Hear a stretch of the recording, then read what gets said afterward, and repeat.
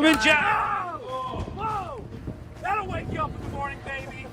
Guys, I can tell you right now, Guys are so ready for nuts. baseball. This is Boys. watermelon hail.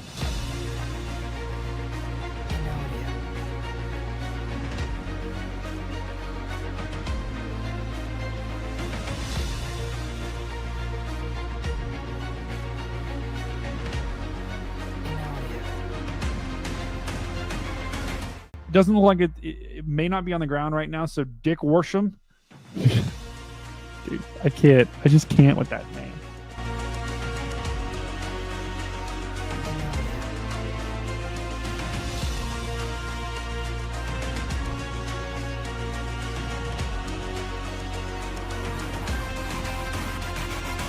Oh! 10,000. No! 10,001. 2. It just keeps going. It's like a clock. How are you doing tonight, Phoenix of the Gods? Doing good.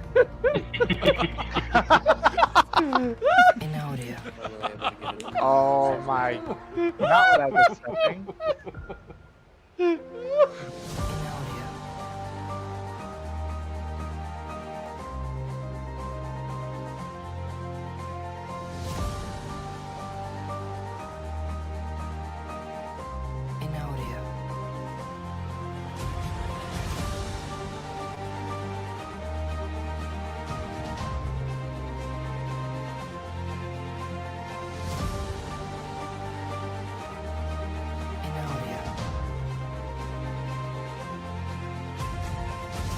Looks like it's starting to rope out a little bit, Edgar. This is crazy.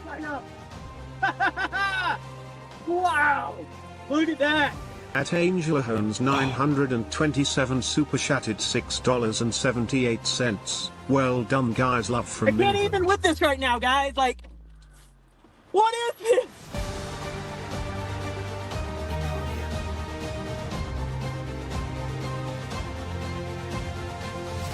Brad is out front. Brad is taking a strong lead. Here comes number 7, right on the side. Number 14 are making a push. Number 7. Oh my God! Number 5 is going down to the end. Oh my goodness!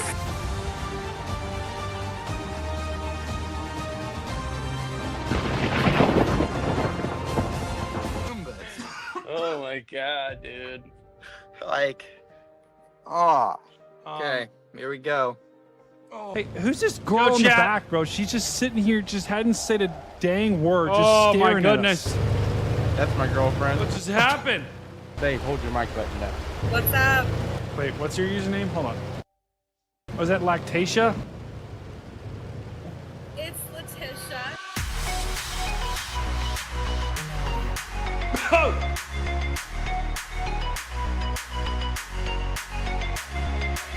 Let's go, chat. Send this stream to every single person that you know. Let's get them in here. Oh And my now, goodness. Your local on the Meower. Boom! All right. I think let's get this thing on the road. Oh, girl. The following program is a production of the Stormfront Freaks Network. Whatever.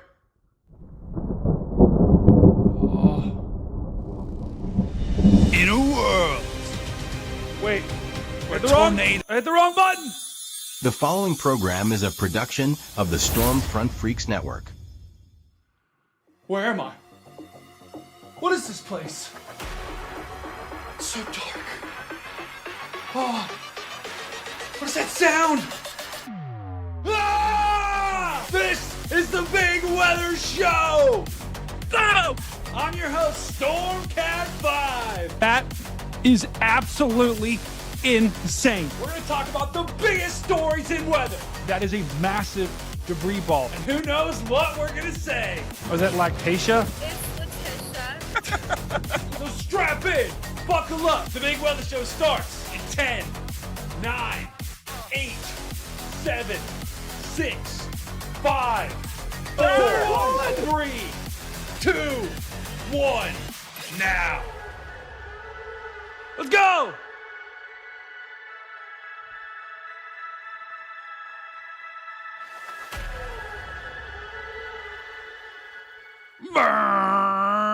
TG! Whoa! What just happened? Holly just gifted 5 memberships. Are you kidding me? Starting the stream off on an unbelievable note here. Gotta find the button. Oh my goodness! Massive! Holly Berry coming in clutch. If you can't tell, chat, I am losing my voice, and this could very well be the Michael Jordan moment. I don't even know what I'm trying to say here. Chat, welcome into another stream here. This is another edition of Outbreak, or I can't even think straight. It's the Big Weather Show. I have so many different names. Welcome to the stream, chat. We're going to be talking about the severe weather threat that we have cooking, that we have absolutely cranking across the heart of the country. Welcome in, chat. Let's get a quick chat check-in here. Where are you checking in from? Let's see who we've got in the chat right now. We got Rob checking in. We got Ryan checking in. Jody checking in. Carly checking in. Oh, no. Here we go. What's happening? Pedialyte and feel better. Hope the exploding poo and blowing chunks is over with. What? R. Patterson? He said flu cat 5. Get Pedialyte and feel better. Okay. Luckily it isn't this kind of a sickness. Don't worry. This kind of sickness, it's not this kind. I already had food poisoning last week. This is a cold. This is a flu. Oh my, bro. That is chalked. We got Sam checking in. Libby checking in. We've got Intel Alpha checking in. We got Sarah checking in. We got Ryan. Oh, brother Ryan from Milwaukee checking in. We got Holly Berry checking in. We got Larry checking in. We've got a new severe thunderstorm checking in. It's unbelievable here, chat. We are absolutely cranking so far on the show. We got Sarah, Jody, the regulars are spamming in chat. And guys, I got news for you, okay? This is the Big Weather Show. We are going to be cranking today. Hey, listen, if there's a tornado warning, sure. But like, guys, it's okay. We can get going in chat. So do not be afraid to chat. Say whatever you want. Let's go back to the main screen here because we've got this. Here's why we're streaming today. We're kind of looking at the severe weather today, but we're going to talk about the severe weather tomorrow and beyond. We're going to talk about the threats that we have because we've got 5 days in a row of severe weather. And you know what? I see we've got someone backstage. Let's go ahead and bring Paige and Bryce into the stream. Sister Paige and Brother Bryce, welcome to the Big Weather Show. How are we doing tonight? We are doing well. The storm was kind of chalked, but we are doing well. Yeah, You hate to see it. Are you guys live right now as well? No, we just ended our good. stream. Okay. So you guys were chasing it. I was actually watching your guys' stream today, by the way. You guys were cooking. Oh, thanks for watching. How was today? How was the severe? Was there any big storms today that you guys were on? Not really. I mean, not too much today. There was some hail, but that was about it. I mean, it was warned for, I think, ping pong ball size hail, but nothing else. I love ping pong bong sized hail. Now, did this is kind of the appetizers. You guys are kind of starting to cook here. It's March 4th right now. Did you see a lot of chasers out today? Was there a lot of people on the roads? Not really. No, we ran into Ryan Scholl and we saw That's about it. a couple other people pulled over, but not too many people out today on that storm. It was very elevated, sky high elevated. So lots of lightning though. I mean, the bolts were just raining out of it. So you guys were in, remind me, you guys were in Missouri, right? Or no, was that I don't know. I think we were in Missouri and Arkansas. yeah, we were on that area that area we chased last year on March 14th, like Alton, Okay. Donovan, Thayer, then down into like Cherokee Village, Arkansas, that whole area in the Ozarks. Yeah. Yeah, there was I think, was this the storm you guys were on earlier with all this lightning right here? This mountain home storm? Yes, it was that one. Wow. Yep. Look at that thing. I tell you what, that thing looked pretty good for a while there. I mean, it doesn't really have a hook, but the lightning was just, look at that. Unbelievable lightning on that thing. I mean, that's like, It you know, was. 50 strikes a minute there plus. I mean, did you guys see any sort of like big time lightning? Oh, it was like, they were just clear as day, like just raining out of it, like Thor, basically. Wow. Unbelievable. At Wilson Yeah. 016 super chatted $4.99. Soup fund. Brother Soup Wilson. fund. Oh, thank you, Brother Wilson. Massive shout out to Brother Wilson as well. So you guys were on this storm. I tell you what, right about here, this is about 4:30 p.m. So what? That's about 3 hours ago. This thing looked pretty healthy. Looked like a pretty good inflow notch coming in there. Was there any? Did you guys ever see like wall clouds, funnel clouds? Was there any rotation on this thing, or was it pretty straight line? It was really elevated. It was like flat. I don't know how to describe it other than just like flat. It was really dark, but no, we didn't see anything, like no rotation, no wall cloud, nothing. It's also rising scud. Yeah, rising scud. Oh. That's about it. Wait, a little rising scud gets the heart pumping a little bit. We love the rising scud on the stream here. Oh yeah, wow. Love when the absolute scud money. rises.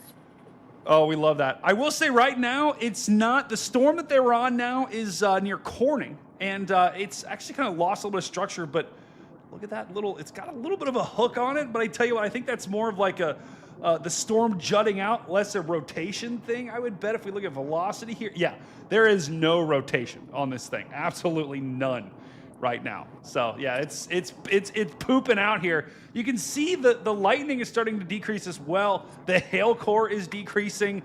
You guys made probably a good call. It's moving out of the warning too. I mean, Paige, that's a big deal. When you see a storm moving out of the warning, it's a pretty good indication that it's going to be quickly chalked here.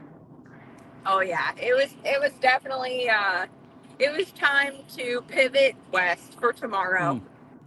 Yeah, what are you guys? So, we're at the beginning here, right? This is probably our first big multi-day severe weather outbreak of the year, but we're just in the first inning here, really, maybe the second inning with yesterday.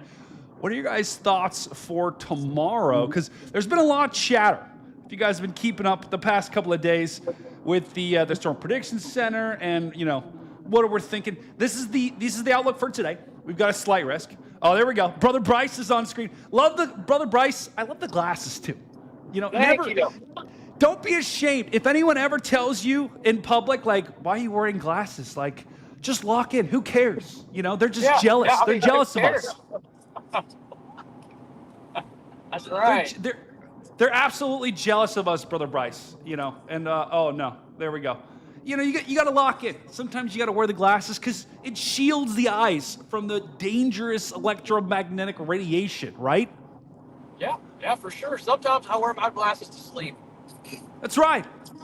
Listen, if you were to have someone that would try to like poke you in the eyes while you sleep, they're not getting to these eyes. Because you got the glasses. No, it's unbelievable. New poll coming in chat. Do we like? Does anyone own a pair like Bryce's glasses? And do we like them? I think they're like a 10 out of 10. Gonna be honest. Are they Oakleys, by the way? I don't know what they are. I'll be honest with you. I think they're Costas or something like that, but I'm not really sure. I've had like 5 or 6 pairs of them. I end up sitting on them all the time and breaking them. So. Good call. Yeah, I tend to buy cheaper sunglasses. Just gonna be honest. Oh, Paige has got the sunglasses. Oh my, those are huge. Oh my gosh, those are awesome. New poll. Who do we think has better sunglasses, Paige or Bryce? Vote now in chat. You have to vote, chat. All right, let's get a good look. Hold on, let's get a good look at Paige. All right. Kind of cook. I'll go full screen here. Oh yeah, okay. I like those. Oh my. Those are money. All right, new poll coming in hot. Who's the better sunglasses? Bryce or Paige? Voting now. The winner of this poll will get something, get a special prize. Special prize. Special prize. That is affirmative here. I hope it's a sticker. It could be. Actually, we're running out. I've got to order some more stickers here. So fantastic. Okay. They showed up everywhere. We even It's saw insane. them. We even saw one in Washington State.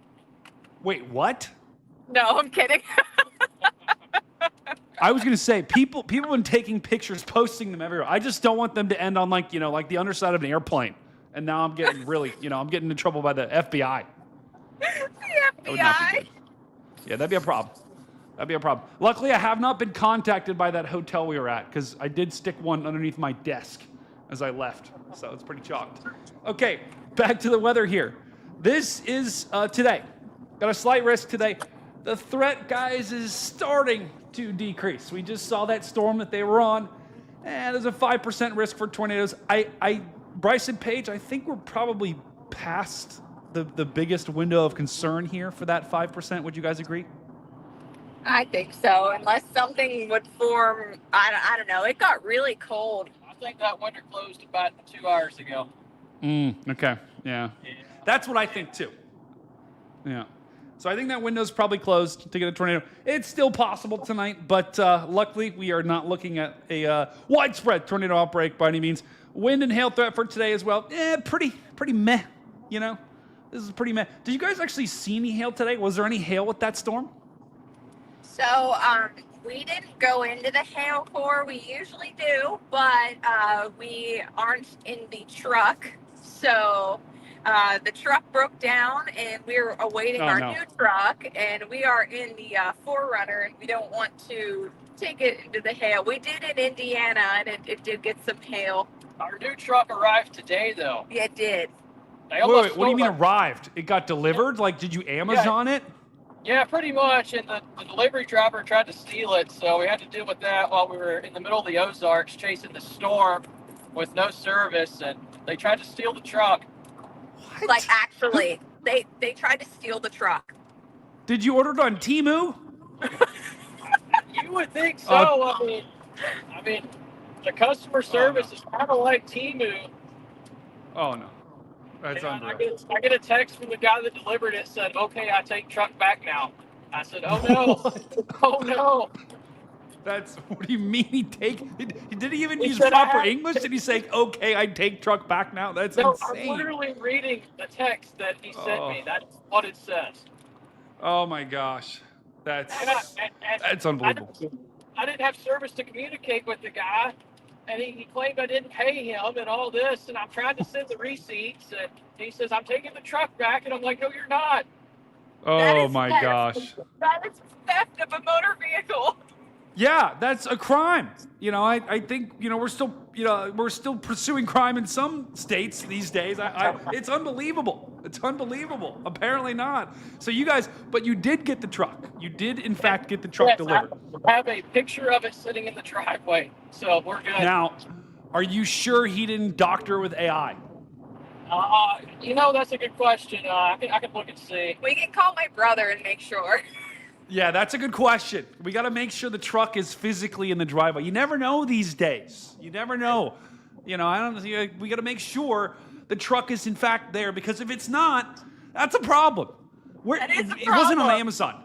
Was it on Amazon? Where did you order this? We bought it from a dealership in Washington State. We flew the whole way out there and bought the truck, and then we had an external delivery service go pick the truck up at the dealership. There it is. Can you see it? Oh my! Oh, that's a nice truck. Oh my It is goodness. the Do you have a exact name for same her? truck. It's the wagon. The Wagon 2.0.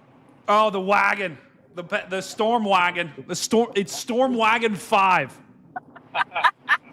Oh my goodness, unbelievable. That is unbelievable. I can tell you what, if I see you guys in the field this spring, I'm going to stick so many stickers on that. It's going to be unbelievable. Please. I'm gonna get like a giant, like windshield sized one, and we're just gonna plaster it on the windshield. Does that sound good? Might be a little bit of a hazard, but You might want to put it on like the tailgate or something because we lose the windshield almost every 2 or 3 days in the spring. So that's a problem. Yeah, that's a problem. That's a big problem. Wow. And we had a magnet on the back of the old truck. It had like a QR code for our channel, and it got sucked into a tornado, actually twice. What? That's insane. yeah, one of them sitting in a field in Gary, South Dakota somewhere. Wow. Just there. The other one's in That's unreal. Wellfleet. Yeah, the other one's in Wellfleet. Yeah. You know what? That's genius marketing. Actually, I should get like a bunch of stickers, and then just like put them on your guys' car, like loosely attached, and then they can just fly off the car in the tornado and like fall from the sky, and people will just find these stickers everywhere. That's genius. It's unbelievable. Get some pamphlets and just chuck them up into the storm and let them just fall down from the heavens. I think that's awesome. probably a good idea here. Okay, so this is back to the weather here. We get off track quickly on this show. This is this is the threat for today. Not really too significant. Let me show you the radar just to give you an idea about what the current conditions are looking like across the south, across Oklahoma, because this threat today was, an expansive one. It went from Texas up all the way basically into southern Indiana, where we do have storms right now. And let me show you the radar just to give you an idea where we have our action right now. We've got the severe thunderstorm watch that goes from Texas all the way up through southern Indiana. We got southwest Indiana in the very corner of that. We actually do have some storms moving through southern Ohio and southern Indiana right now. Special weather statements, some lightning, some rain, not too bad. Further to the south, this was a storm that Bryce and Paige were on. This is now also kind of decreasing in strength, now only a special weather statement. So not really worried about that one either. Down in Texas, for our Texas brethren. If you're a Texas brethren, let me know in chat right now. These storms just rolled through Dallas, Texas, where Brother Dan is. And look at these, Bryce and Paige. I mean, these are like big-time rainmakers, just dropping some pretty big-time rain in south of Dallas. Yeah, I saw there was some flash flood warnings, like observed. Oh, yeah. Yeah, that would not... I think I'm going to turn my flash flood warnings off because they were annoying the bejesus out of me. But, yeah, I think we've got some flash flood warnings in Texas. I mean, look at this. This has basically been this is since 4:30 that Dallas has been getting heavy rain. And look at the lightning. Hey, if you're in Dallas, let me know in chat. I want to hear from you. I want to see if you guys have been getting absolutely hammered from multiple storms just moving through the Dallas-Fort Worth area. And I'm going to be honest, these don't scream rotation. These don't scream tornadoes. These scream rain. These scream lightning. That's all we're talking about here. And I mean, Paige, from your perspective here, it doesn't seem like today really is really going to live up to snuff right now, at least at this moment. I don't think so at this moment. Didn't really pan out the way we thought it would. This is when we usually say pivot to flood. So we'll chase the flood threat usually, but we're actually chasing beef bulgogi right now. So. Wow. Wait, what are you chasing? Sorry, beef I missed that. Korean barbecue. Whoa, Korean barbecue. You got a good spot? I don't know. We don't know. We're going to go try this place out. We just searched it on the map, so. Oh, in Arkansas? Uh-huh. Oh, yeah. Hey, listen. Do we have any people in chat? Do we have any Korean barbecue brethren? If you're a Korean barbecue brethren, let me know in chat. I want to know if you love Korean barbecue. I don't know why I want to know it, but I want to know it. Okay, so just put it in chat if you love Korean barbecue. That's what I really want to know. Okay, so let's kind of pivot a little bit here. Let's talk about tomorrow because we kind of talked about today. Today's a little chalked. What are your guys' thoughts on tomorrow? Let me just give a quick overview. So here's the threat for tomorrow. The threat for tomorrow. This was today. This was tomorrow. Oh, whoops. This was tomorrow. So way further to the west. And I believe there's a trough, another kind of trough starting to dig through. This is kind of a separate piece of energy that we're having come tomorrow. what are your guys' thoughts, Bryson Page, on tomorrow? This slight risk. Once again, this is a 2 out of 5 for Panhandle of Texas. That includes Amarillo, Lubbock, Oklahoma City. You're also on the border of this slight risk. Wichita, you're also in this slight risk. And we do have another 5% tornado risk. Bryson Page, what are your guys' thoughts for tomorrow? Tomorrow could be a real tornado day if we get a storm to latch onto the warm side of that boundary. But if not, if it latches on the cold side, going to be some hail, and that's about it. Yeah. And interesting, we're seeing the Storm Prediction Center, which is who issues the warnings. They don't issue the warnings. They issue the outlooks. They just came out. This is a new outlook that we're just now seeing, and this is one of the first times they've done this hatched area for tornadoes. What is this? I don't mean to put you on the spot here. What does this mean? What does this kind of weird hatched area mean on the map that we're looking at? Oh, Bryce is really good at talking about it. So I've been looking at it for a few days. I think that the SIG area is the conditional intensity group, and I think that looks like a SIG 1 to me. I can't really see. It is. It is? Okay. It is. SIG 1.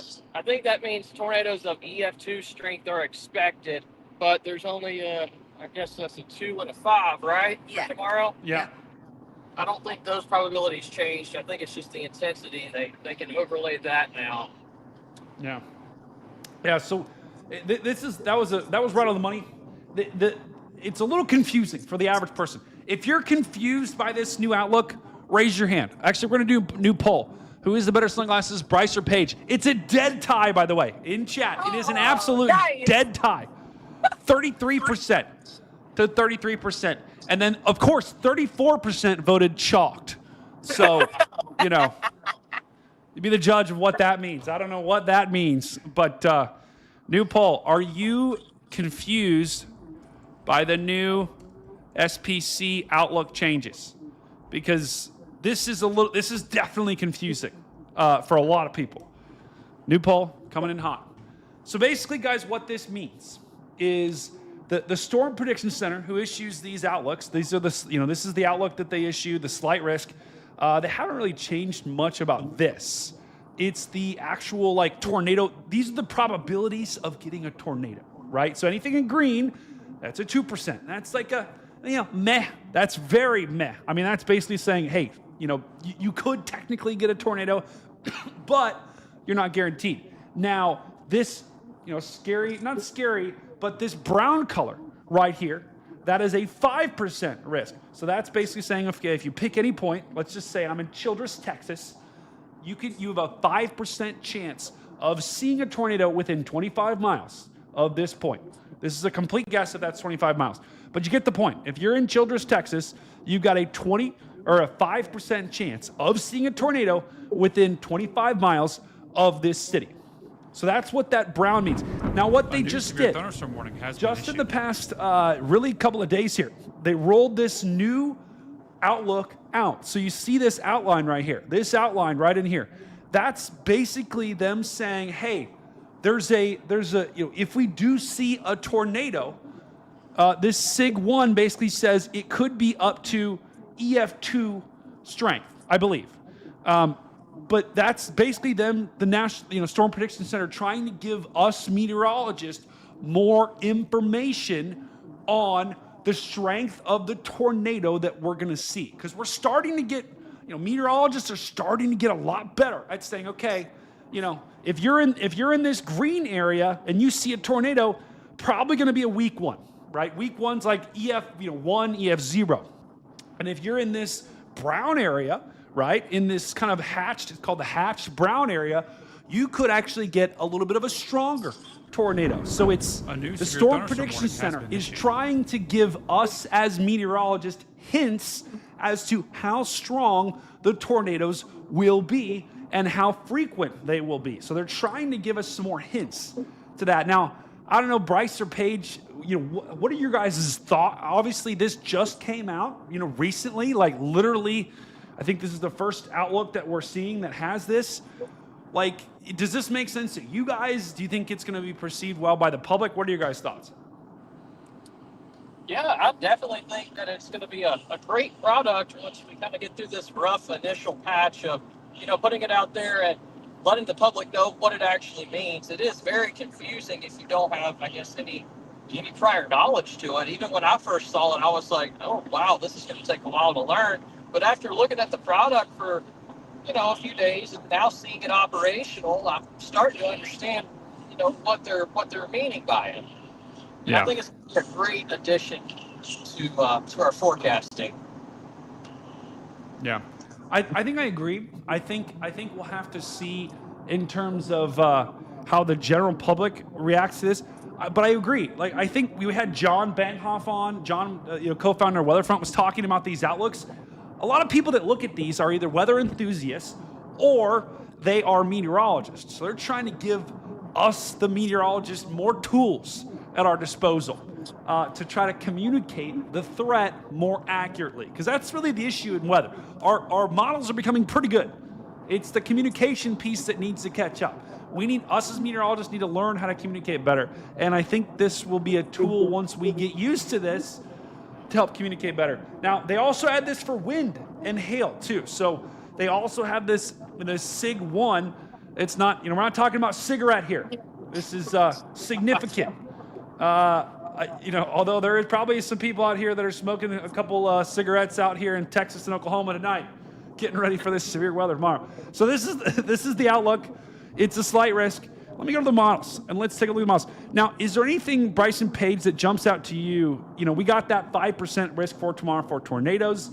Is there anything, like, in terms of supercells, do you think that's going to be in play tomorrow?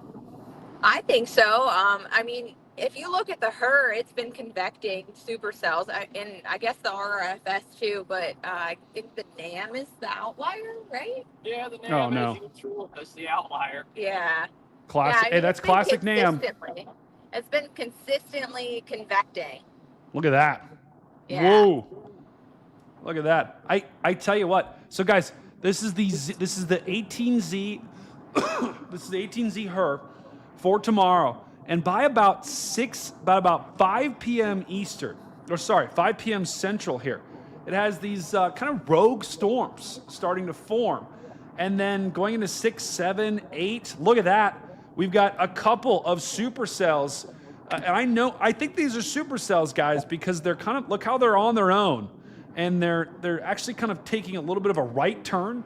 Whenever I see that right turn, Bryson Page, that tells me, okay, they're trying to latch on some sort of boundary potentially if they're taking a hard right turn like that, and that gives me a little bit of pause for maybe some tornadoes tomorrow. Agreed, definitely. Yeah, definitely that boundary is the play tomorrow. If those storms can root on that boundary, and like you said, turn right, it is going to be a tornado factory. Yeah, that is. Now I haven't done enough analysis. Is that boundary? Is that going to be a? Let me see if there's like a warm front or. Yeah, look at that. There it is. Yeah, see that, like guys? An outflow differential heating boundary. Oh yeah, absolutely. So look, this is really cool, guys. This is where we start to get into the real kind of meteorology here. This is 1 p.m. tomorrow. We've got Amarillo is sitting at 52 at 1 p.m. And let's see, how far is Lubbock away from Amarillo? Let's see. It's about 120 miles, so about 2 hours from Amarillo to Lubbock. But in that distance, it's 67 in Lubbock. So you could be in Lubbock outside in shorts and a t-shirt getting some sun tomorrow. And then you're in Amarillo, you're in a sweatshirt, right? I mean, I don't know, Paige and Bryce, what your guys' heat or cool tolerance, but if it's 52, I'm in a sweatshirt. Let's be honest. And if it's 67, you guys are cooking. If it's 75, I'm in a sweatshirt. That's cool. What? 75? Okay, I draw the line. That's where I draw the line. Yeah, 75 that's right. Get a little wind chill.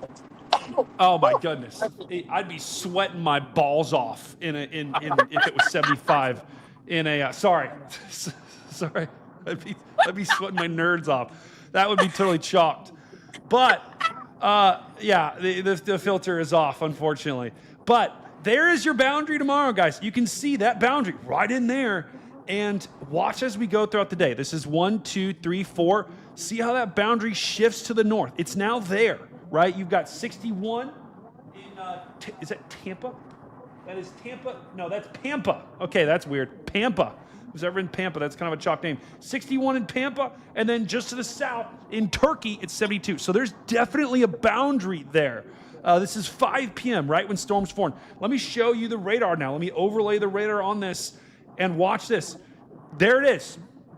Your storms form right along that boundary. And so if those storms can attach to that boundary, that'll act to give those things a little bit of extra spin. And if they ride right along that boundary, you guys hear us talk about boundaries all the time. You're probably sick of all the boundary talk.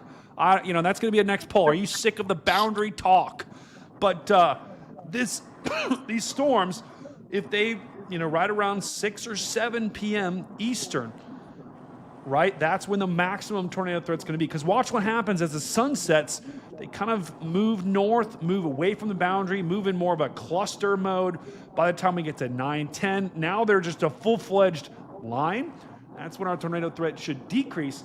But Paige and Bryce, looks like our sweet spot tomorrow is right around, 6 or 7 o'clock at night. Yep, I think we're going to get an all-subs burrito and then probably chase some storms after. Now, are you going to get that before the chase? Yeah, I'm going to risk it. Hey, I don't know if are you sure? About the Watertown Taco Bell incident. Have you heard about that? Maybe little snippets. I don't think I've heard big. Why don't you tell it for the audience? Well, I don't want it to end up like that, is what I'm saying. Before the Watertown, South Dakota tornado, I went to Taco Bell, got a burrito. It was a bad burrito, and you could probably figure out the rest after that. But yeah, it was a pretty rough experience experiencing that tornado while all that was happening in my stomach. Problem. Yeah, I just think when you're mixing Taco Bell with anything, I don't care what you're doing. If you're mixing it with anything, that's a problem. Like, that's just a recipe for disaster. New poll. Have you ever had a blowout from eating Taco Bell? And you can interpret blowout however you would like. In the car, between Bryce and Paige, would you guys raise your hand? Who has ever had a blowout from eating Taco Bell? Oh, my goodness. It's worse than I thought. It's both of them. It's worse than I thought. If you've had a blowout, let me know in chat. I have had one not from eating Taco Bell. I have to be real careful. I had half of my colon removed, so I gotta be careful. Oh my God, that's right. I remember that. Are you back to functioning? Yeah, we're good. We're doing good. Oh, that's fantastic news. That is fantastic. You just never know. It feels like whenever you get part of your body removed, it's like you probably needed that part. And when you, like people that get kidneys removed, or what's like the gallbladder, what's the thing that doesn't matter? Is that like your spleen? Your appendix. Your appendix. That's right. That's right. They took when people that get too. Wow. When people get that removed, I'm like, okay, I don't understand how you can just remove something from your body and your body just continues working like it's just, fine. Like if I lose my arm, that's a problem. I'm not going to be able to function the same way, right? But, appendix, you're fine. I don't get it. It's fine. It's fine. Yeah. I don't get it. Everything's fine. Great. Everything's fine. But, okay, so here, let's look at the energy tomorrow. Let's look at some of the other players for tomorrow, guys. These are some of the other things that we have at play. Now, if you remember the outbreak that we had, what was that, like a week and a half ago, where we had some severe weather in Illinois? What was that like? Yeah, that was like it was a week the or two. nor'easter. That's right. Yeah, so it was about maybe a week and a half ago. The energy that we had for these storms was around 500, right? Nothing. In this case, we're going to have almost triple, could quadruple that number tomorrow. So we're talking about almost. And look, you guys, look, where's the boundary? Where's the boundary? Right there. You can very clearly, there we go. Paige is pointing. We got the PP, the Paige point, live on stream. There's just so many things happening right now. But this is the energy for tomorrow. And you can clearly see, there is the boundary, guys. Okay, there it is. It's right there. This is 4 p.m. tomorrow. And north of that boundary, look at this, almost nothing. South of the boundary, you've got basically 2,000 joules of Cape. That's plenty for storms. So the storm fuel, the storm Gatorade, you know, I don't have enough Gatorade, but these storms will tomorrow. So they should have plenty of energy. That should not be an issue by any means. Let's take a look at the twist. You need two things for tornadoes, guys. Obviously, tornadoes are very complex, but if you simplify it down, you need fuel for storms. That's the CAPE. And other things, that's dew points. And then you also need twist in the atmosphere. You need it to do the twist. That's right. That's right. So let's take a look. A couple of ways we measure twist. You got the helicity. That measures, is air as it's being, updrafted. Is it twisting? Is it rotating? And if you take a look at the run here, we just see, okay, look at that. This is the run. So basically, this is telling us, okay, one, is there a storm? And two, is it sucking up that helicity into the updraft? Anywhere you see a color like that, Bryson Page, I mean, you remember that long track supercell that we had a week and a half ago? It was basically this for 50 miles. We've got kind of more of the same. Looks like maybe a supercell, maybe two separate supercells here with these helicity tracks. One there and one there. What do you guys think? Does you agree? That looks pretty good. Yeah, definitely. Wow. Looks like potential for a couple of supercells right there. I'm just looking at what you circled. Yeah, definitely. Just have to watch how they interact with each other. If they try to merge together or form into a cluster or whatever. Hopefully not. Yeah. Yeah, But then that should lay down a boundary for the next day if it does eventually form into the cluster. Oklahoma. Exactly.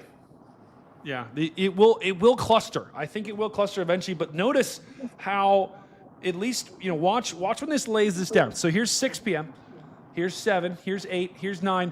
That's when you'll likely have two separate discrete storms, and that's when you got this track of helicity right in here and right in here. And that's basically saying, okay, this storm is going to be rotating like this.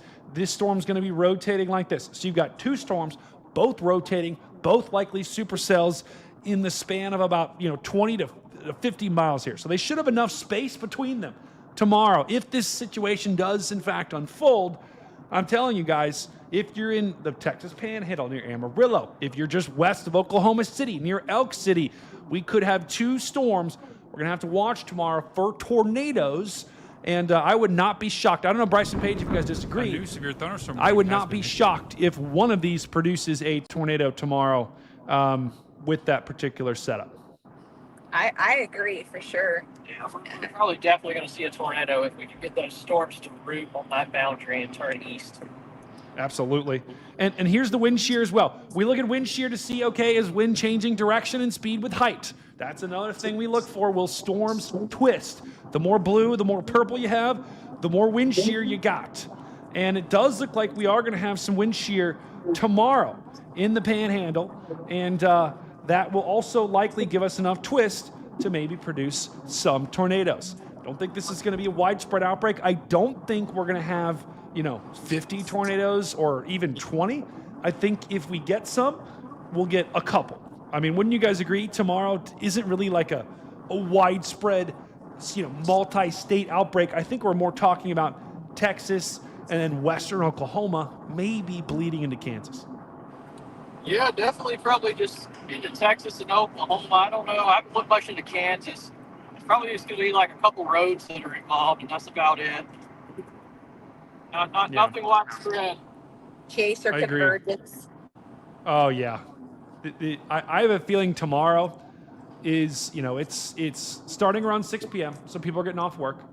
On top of that, it's in western Oklahoma, the Texas Panhandle. There's a lot of storm chasers in Oklahoma. There's a lot in Texas. And this is the first time in the year. So I would not be... Carly, I will check that in just a second here. So I would not be shocked tomorrow here if we see some big-time chaser convergence. All right, let me go. One of our mods just said to go check the storm in Indiana. Just making sure there's no rotation here. Let's make sure there's no funny business going on up here in Indiana, and maybe a little bit of rotation up here in Hardinsburg. It's, I don't know, Bryson Page, this kind of looks pretty straight line to me. What if you had to pick one word, what would you say for the storm? Indiana. Indiana. Pretty mid. Pretty mid. Yeah. see what you're talking about. Pretty mid. I can't write mid on there. There we go. It's mid, guys. Confirmed.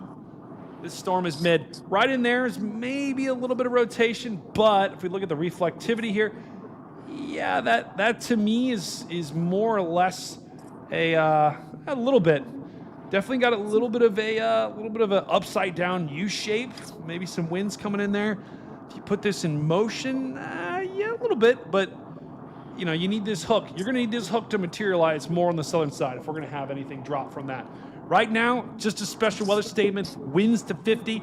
I don't think we're going to be talking about a tornado threat into Indiana, into Ohio. Always going to have to keep an eye on that. But for now, I think we're cooking. All right, let's talk about Friday. Because Friday, there's been a lot of kind of controversy around Friday, what we think. They went ahead, Broyles went ahead and issued this enhanced risk. This is a very early enhanced risk. What are your guys' thoughts? You guys have any thoughts on Friday? Obviously, it's still 3 days away. You know, Friday could be a really big day, especially if we see that cluster of storms form tomorrow night across Oklahoma and leave a boundary along I-35 or somewhere in central Oklahoma tomorrow. Yeah, that is interesting. Now, do you guys agree with this? So this is enhanced risk, guys. An enhanced risk, that's a 3 out of 5 here. So this is 3 out of 5, right? Orange is 3 out of 5. Yellow is 2 out of 5. And then, you know, this is basically 1 out of 5. This is marginal, right? The wording, I think, is awful. I think we need to maybe redo it. Honestly, numbers isn't bad. But this enhanced risk, this is an early, I mean, they issued this like a day or two ago. And I do think, to your point, if there is a boundary that we have that sets up, right, where storms form, you absolutely could have a higher tornado potential. Right now, though, that's kind of an unknown, and it's very interesting to me because I haven't really paid attention enough to the setup to know if this is a good call or not. But this is an aggressive call. They are aggressively calling that, hey, Friday is going to be a big day, and I don't know. Is there anything that you guys think in terms of trending that you've seen? Has it trended up, trended down? You know, it's kind of done both. It was looking really good about 3 or 4 days ago, and then yesterday it looked rough. I mean, I didn't even know why they put it enhanced. But seeing the models today, I'm starting to lean towards more like, hey, yeah, this could be a big day. But I guess we'll have to wait and see what happens. Yeah, it is really interesting. Let me show you guys the GFS because this is kind of a war of the models right now, not War of the Worlds. Although I've never seen that movie. Gonna be quite honest. Have you? Nope. Yeah, it's just it's. I don't do. Do you guys do horror movies? We don't do movies, really. We're not movie people. We don't. I didn't start watching TV until I was like 15 years old. Wow. That's kind of mad respect there. I'm going to be honest. That's mad respect. I love that. I mean, Kevin Oh my. super chatted $20. I'm just here to support Brother Brady. Wow. W. Bryson Page. Oh my goodness. Brother Kevin dropping the 20 bombs in chat. Oh my goodness, Brother Kevin. Brother Kevin is absolutely bringing it here. He says, I'm here to support Brady Bryson Page. Oh my goodness. There we go. Unreal. So, this is the setup, guys, for Friday. And I will be honest. So this is what we're looking at. This is the upper levels. This is what we look for when we're looking at, severe weather forecasting in the long range. What's this right here? Bryson Page? I can't see that. Oh, I still can't see that. Is that our trough? That's a trough. That's a trough. Okay. There we go. The screen is really small, so we're like. Yeah, right. No, I'm just kidding. People. All right, for the rest of the show, I'm just going to quiz you guys. Just kidding. So this is our trough, guys. This is what normally kicks off big severe weather. This is a trough of low pressure that's digging into the western U.S. And you'll notice, watch, this is just the GFS. This is one model. But this is why we've got this enhanced race. So the trough on Thursday, it's over California, it's over Nevada. Look how, this is called positive tilt, right? It's angled this way, right? That's a positive tilt. And normally, positively tilted troughs are not very conducive to severe weather. Watch what happens though once we get to Thursday. This is now on Thursday at midnight here. This is now a neutrally tilted trough. So the trough is getting more towards the next phase here. The next phase is right there. That's negatively tilted. You get a trough that's tilted like that to the right. That's called a negatively tilted trough. Negatively tilted troughs generally are much more conducive to severe weather. The other thing you notice, see these bright colors here, these pink and these purple colors. That's wind. The brighter the pink, the darker the purple, the stronger the winds. Now watch what happens. The winds are this is Thursday, about midnight. And they're kind of meh, right? Kind of meh winds. Watch what happens Thursday overnight. Boom! Look at that. Yeah, explosion, right? Right, Paige? It's like a... Exactly. And that only gets stronger. Look at this. Just starts cranking here in the plains. And that is a big deal. When you get the winds that go from meh, and then all of a sudden now it's a negatively tilted trough and the winds explode, that's the jet stream basically exploding and getting stronger much faster. When you get the jet stream that gets stronger faster like that, it can spell big time tornadoes. In some of the worst tornado outbreaks, you have a jet stream that gets stronger significantly faster, right? It's called, I believe Broyles wrote about it. It's like propagation speed or something like that of the trough, I think. It's the trough translation speed. Yes, that's it. You want to tell us about that, Bryce? Hold on 1 second, and the GPS is hollering. No worries. On the GPS. It's okay. Basically, guys, that term that Bryce just said is how fast the trough, if it gets stronger, basically in a short amount of time. Would you agree with that, Bryce? Yeah, absolutely. That is the definition right there. Yeah. And so whenever you get that means that in basically most of the strongest and most widespread tornado outbreaks, you have a trough like that where the jet stream gets significantly stronger in a very short amount of time and starts absolutely cranking. And that's exactly what the GFS is showing. Now watch this. Let's compare that to the Euro. Keep an eye on the map here, guys. We're going to compare it to the Euro and see, does the Euro also show this? Here's the latest European model. And let's go back. Let's go right there.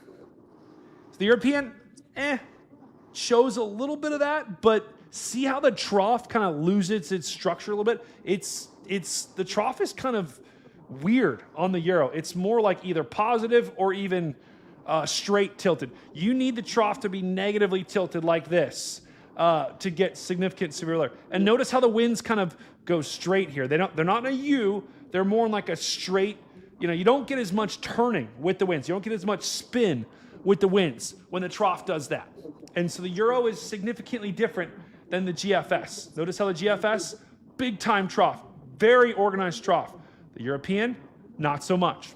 So that's the issue with Friday. It's not a slam dunk just yet, but it's definitely got a good shot. I don't know, Bryce or Paige, if you guys disagree, but that's at least what we're looking at right now. No, I agree for sure. I feel like there's a lot of discrepancy with models. I feel like that started last year, actually. Yeah. And I think, I at least from the discussion that I've seen, is the SPC tends to, I don't want to say way towards the GFS, but the GFS is the American model, right? And you got to think these are American forecasters. So, Brandon Kopic WX super chatted $20. Oh, no. Beaver emoji, beaver emoji, no. Beaver emoji, we can't beaver start emoji, this. Beaver emoji, We can't beaver emoji, beaver emoji, beaver emoji. Okay. Brandon's going to start this. You know what, Brandon? I'll send you a link and get you in this piece. That's unbelievable. W's in chat for brother Brandon. Massive dono here from Brandon, who used his $20 to just spam. Paige is so confused. Paige, this goes back a long ways on the stream, and unfortunately, the chat is just I don't know. They're chalked, Paige. They're chalked. Did you ever hear the origination story of that, by the way? I have not. Okay. Wow, Well, that is I can promise you this. It's much more innocent than it sounds. Karad 4 super chatted $9.99. Stop! Beaver emoji. Beaver emoji. Chat! Beaver emoji. Oh my God, they Beaver just emoji, sabotaged the Beaver stream! emoji, Beaver emoji. Beaver emoji. Oh, this isn't even bad. This isn't even bad from what it was. The chat learned that they could spam like 50 emojis and get away with it. So it's unfortunate. W's in chat for Kara. Holly, also getting in on the action. Unbelievable. Chat, you need to lock in. Do not make me play the lock in emote, guys. I will, okay? I will play lock in and make you sit through that 2-minute long video if you don't lock in. Do you hear me, chat? Lock in. Right now. Lock in. All right. Let's go back to the weather here. Okay. So Friday, where were we? Friday could be a big day. Could be a very big day. Brandon, I'm sending you the invite right now just in case you want to hop in. You don't need to if you would like to.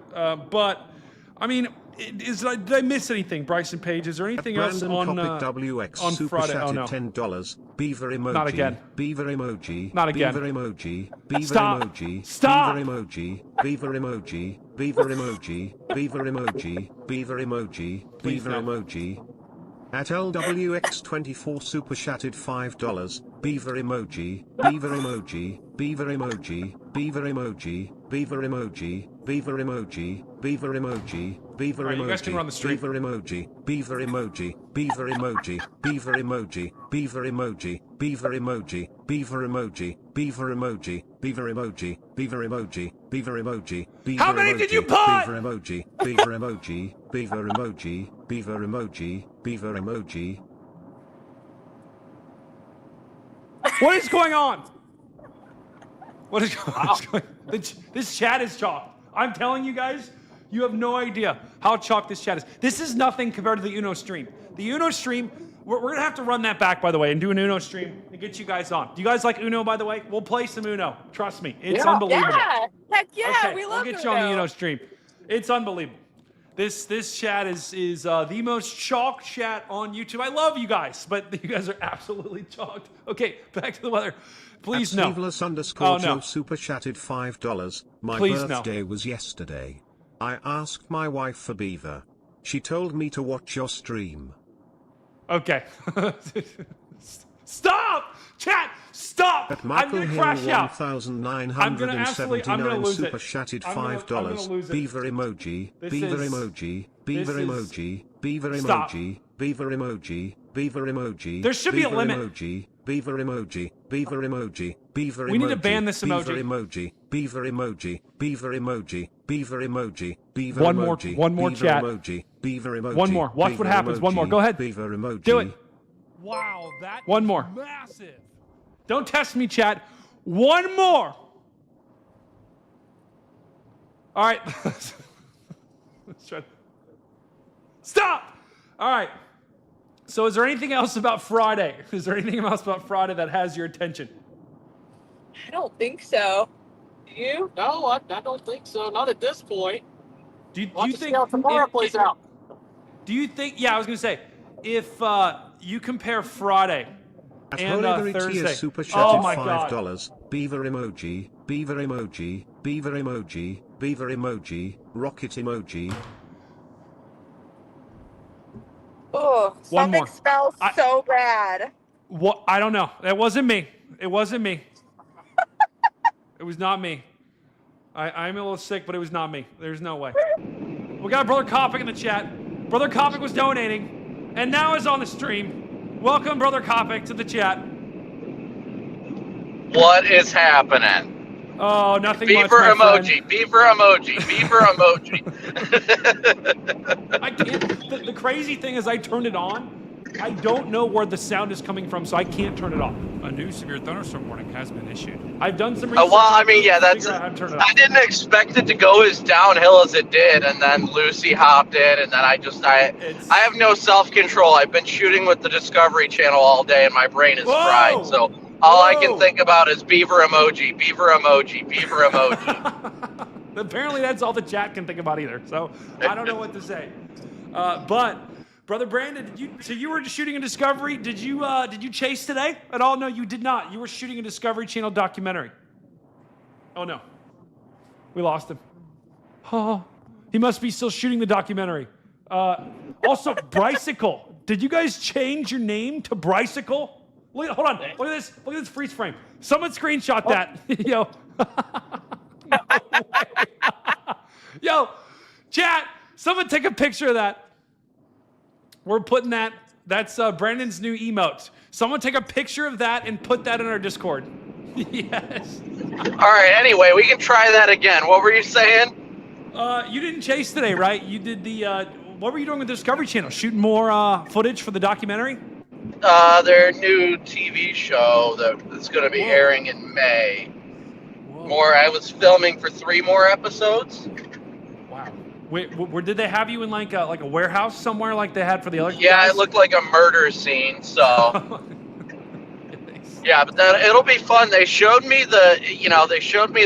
how they've edited the episodes so far, and it just like cinematic, perfect. Like it's incredible. I can't wait to see it. Wow. Yeah, I can't either. After seeing all the people that are involved and all the storms and everything like that. Jennifer tipped $150. Hope you get to feeling better. Soup/medicine fund. Sending well wishes from Central Texas. Oh my goodness! Jennifer with the 100 bombs! She should 150 bombs! This is Hope You Get Better! Here's for the soup and the dinner fund! This is hi from Texas! Oh my goodness! Jennifer with the absolute bomb! Let's go, Jennifer! The craziest thing is, I don't even know Jennifer. I don't even know who Jennifer is in chat. Jennifer, put your name in chat. Like, give us. I don't know if she ever chats. She just hops in. Oh my goodness! Wow, massive shout out to Jennifer in chat. So Brandon, we were just talking about with Bryce and Paige, or Brycicle and Paige and Paigey about yeah. Wait. Oh, wow. About Thursday and Friday. I think today, safe to say, pretty much pooped out, nothing burger. We were talking about Thursday. Now, are you chasing Thursday, Brother Brandon? Yeah, I am on my way to El Reno right now from northern Oklahoma, and then tomorrow will probably be Texas Panhandle. What? This freaking idiot driver. Sorry. Tomorrow is going to be probably the Texas Panhandle in southwest Oklahoma. Wow. Now, are you staying in El Reno as well?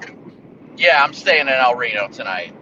Wow, that's pretty cool. I every time I hear El Reno, my antenna perks up, obviously, from what happened there. So tomorrow, we've got this slight risk, and we've got this 5% tornado risk. We've been talking with Bryce and Paige about the tornado threat. Now, first things first, the Storm Prediction Center has changed the way they do outlooks. 1, do you like this? And 2, do you think it makes sense? Bless you. I think you just sneezed. Excuse me. Sorry. Now I just can't breathe. That was a cough, but I can't breathe. I'm dying over here. No. Are you but sick? I like the updates they've done. No, thankfully I'm not. I think it's from when I was sick like a couple weeks ago. The cough just never left. Oh no. But anyway, I love what they did. I just think that the graphics you're showing right now, it looks beautiful. It's great. I love the concept. But what I didn't like seeing on the SPC yesterday was it all kind of gets meshed together a little bit too well. It gets hard to make out areas because of the coloring, and then you throw in a single hatch and then a double hatch. It kind of makes it hard to make it out on the map on at least their website. Or maybe it's just because my vision sucks. So, I mean, no. To each their own. Overall, I think it's a huge upgrade. I just think like visually it kind of hurts my eyes at times. 100%. Yeah. 100%. I mean, if you look at this, Brandon, to your point, when you look at this to first start. 5,720 super chatted $10. What? I did your Discord. Beat that, beaver emoji. Bro, what was that, Nathan? Oh my God. I don't even, mods, can someone please look at the picture and make sure it's appropriate? If not, please delete it. I have no idea what the that was. Okay, so Brandon's point, this is a little bit hard to tell here on this. I can't tell. I mean, I can tell. Here's your hatched area, but see how it kind of bleeds with this circle a little bit? It's hard to me when I first look at this. I'm thinking, okay, there's this circle here, and then there's this circle within this that might be a different hatched area. I don't know. Brandon, your point is solid. Where I think we need to maybe experiment with how we overlay this. Maybe there's a different product, or I don't know. Because it is a little confusing to me. And I'll be honest, if I'm the public and I look at this, I'd have no freaking clue what that was. Yeah, I think that's the big thing, at least in my opinion, is from just a visual perspective. What you said is spot on. I just feel like it all blends together a little bit too well, and then it just kind of screws with your mind. You know what I mean? Like the old graphics they had, regardless of the SIG hatched areas or anything like that, that stuff like maybe outdated and everything, but it was outdated enough that you could like clearly see the difference between the hatched areas and the thresholds. But like this, it's all so smooth and blended so well that it kind of gets hard to discern. Yeah, and remind me, so this is their new outlook. And Bryson Page, feel free to interject here as well. We're also going to bring in Brother Ben as well, who's checking in. Brother Ben, checking in from the command center here. How's it going? Welcome to the stream. Oh, good to have you, my brother. But we're talking about... I know, it's the band is back together. The band is back together here in the Big Weather Show. You never know who's going to join the show, but oh my God, I'm so shocked. I think this gives you guys a pretty good idea about the new outlooks. You know, Ben, we're talking about these new outlooks, and correct me if I'm wrong here, but this intensity score, look at this on the right part of the screen. This gives you a pretty decent idea about what the different hatched means. I think, correct me if I'm wrong, Ben, do you know like what the difference between the 1, 2, and 3 is on the intensity? So at least for the tornadoes, the 1 is EF2, the level 2 is EF3, and then the level 3 is EF4 plus.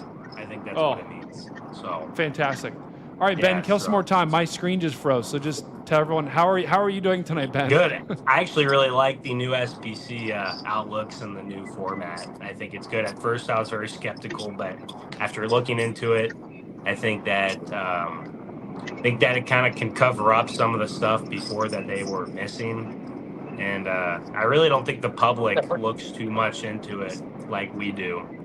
Yeah. As far as I know, the categorical outlooks like enhanced, moderate, high are still the same. The only thing they added was the conditional intensities. So for sure. Yeah, it is going to be interesting to watch how this does play out. Bryson Page, I know you guys are going to go get some BBQ soon. You're going to go get some Korean barbecue soon. What are your final thoughts for tomorrow? Where are you going to be targeting in this region? You don't have to reveal any trade secrets here, because I know we got some other chasers on the stream. We don't want to give too much away. But where are you targeting in this? Like, do you have an area you prefer for tomorrow? Yeah, we're on the way, headed towards probably I guess Childress or something like that. I don't even know. We'll figure it out in the morning. We're going to Oklahoma. Now you're gonna get some Korean barbecue. Figuring it out in the morning. That seems like a good play. Here, getting to Oklahoma tomorrow, then deciding. My guess is you'll probably head west, get to West Texas, and. Are you excited? Are the storm juices starting to flow here? Oh, we are so ready. We're so locked in. Wow. We love that. I need to ship some stickers out so you can just start putting them everywhere out there. That would be money. Yeah, that would you should. Be money. All right, I'll get on that. Well, enjoy the Korean barbecue. Payson or I don't know if it's Payson. Pace. Wow. Payson. Come on, Brady. It's shocked. It's shocked. I barely talk. Paige and Brycicle, enjoy the Korean barbecue. Thank you for joining the show tonight. And any final words for the people here? Thanks for having us on, and yeah, we'll be out tomorrow. So see you then. Yeah, thank you. Good luck. Watch their stream. Where can people watch your stream tomorrow? On YouTube, Tornado Paging. Fantastic. Watch it, like it, subscribe it, do everything you got to do. Thanks for joining the show. Good night. See you guys. Good night. Good night. All right. And as one leaves, we got another one joining. Brother Capucci. Cappuccino. Oh, yeah. Brother Capucci, I will say it does not look like you just got out of the shower at all, right? I was going to say, when I get out of the shower, you can see the hairline slowly sneaking back. So give me a little while for my beautiful appearance to return. I'm jealous, though. Everybody else is out there. I'm still packing up the truck, doing my taxes, finishing all my loose ends. And I'll get out there probably in the next 3-ish weeks. But I wish I was out there tomorrow. It's like a fun day. Yeah, tomorrow does look like a little bit of a fun day. It looks like a little bit of an isolated supercell action. Now, the taxes got to be complex. I don't even want to know how much that, what kind of, do you do them all yourself?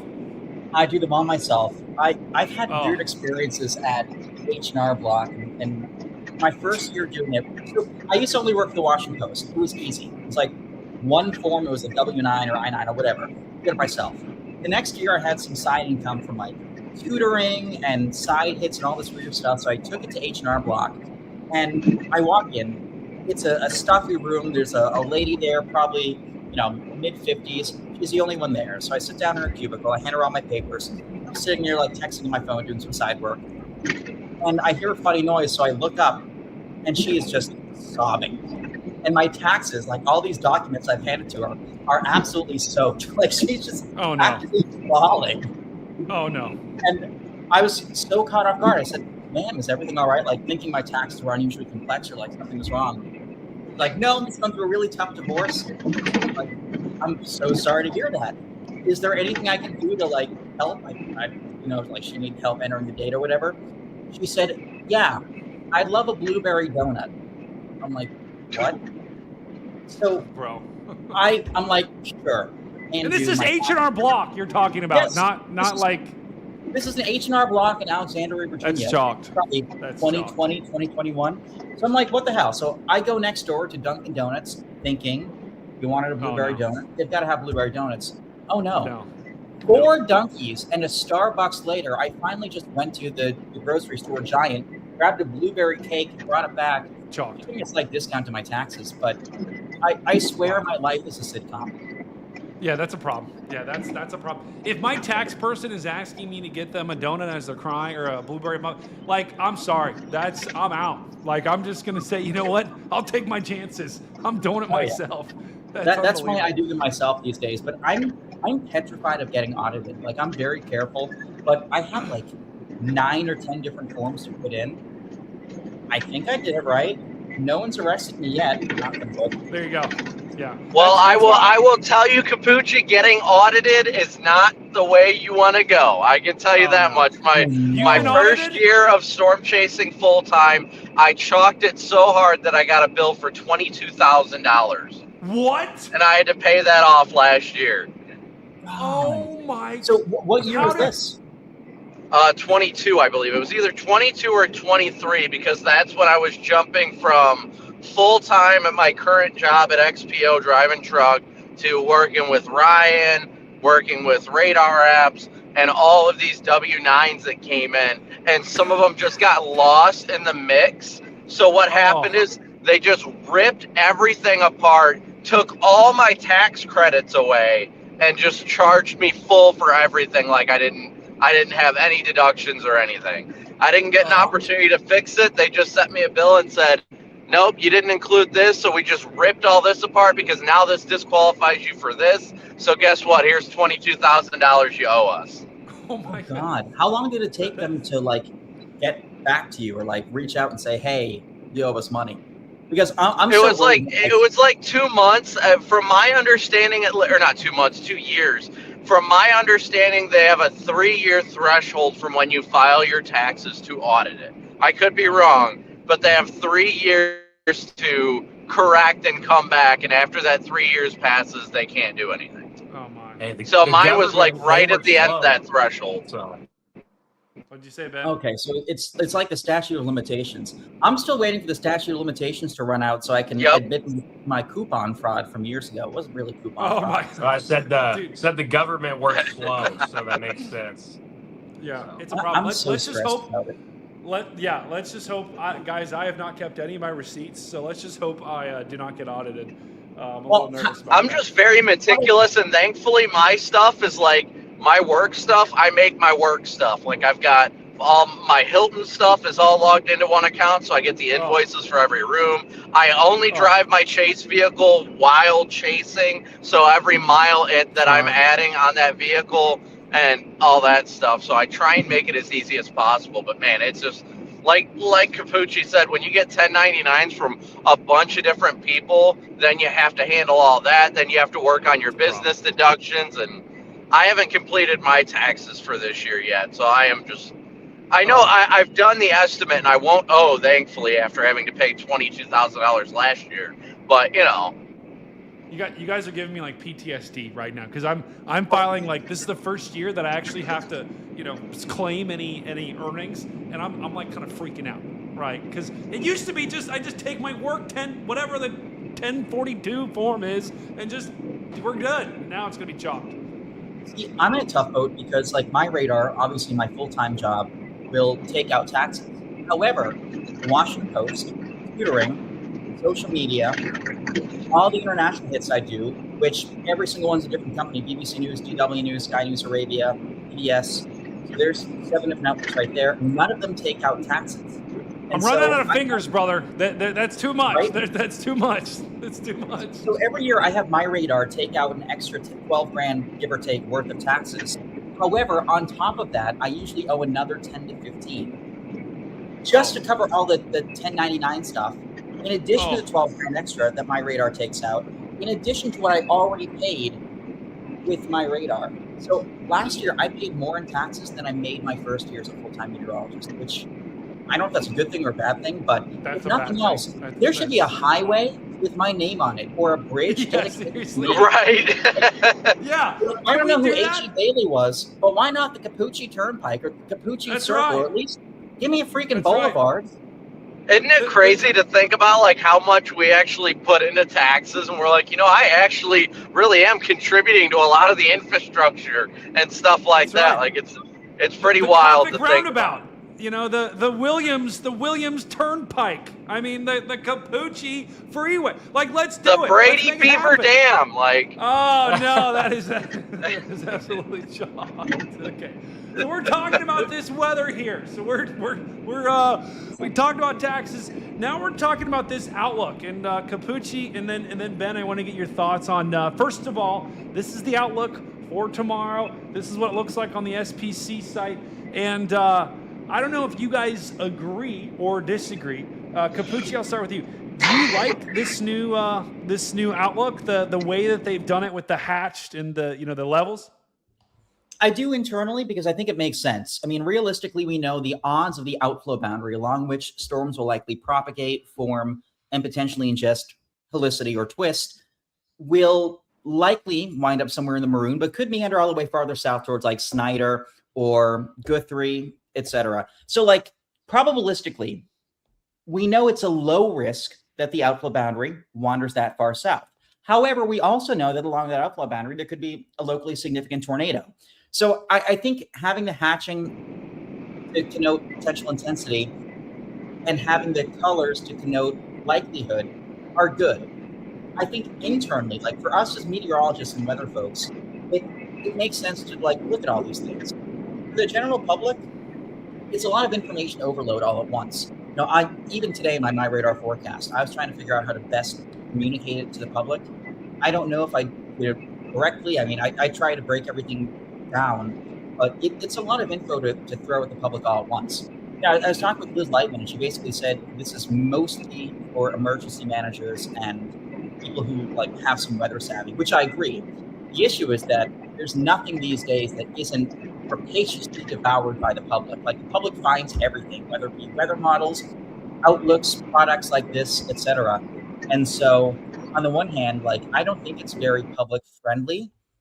On the other hand, the public's going to find it either way. So, Yeah, I agree, and I mean, you know, this is the outlook here, and this is what they've added. They've added this new hatching, and brother Ben, we were talking about the intensity here, the 1, 2, 3. Do you just want to walk people like through what that different intensity means from your perspective? I believe the 1 is just EF2 plus. The 2 is they're saying that EF3 intense tornadoes are higher possible, and then I think the 3 is like going to be reserved for more bigger outbreaks, like high risk, high and moderate risk, where that's where they're saying violent tornadoes. I think that's kind of the breakdown of the 3, at least for tornadoes. I don't know how it goes for the hail and the wind. Yeah. I'd What are have your to look thoughts? into that Do you more. like this new outlook?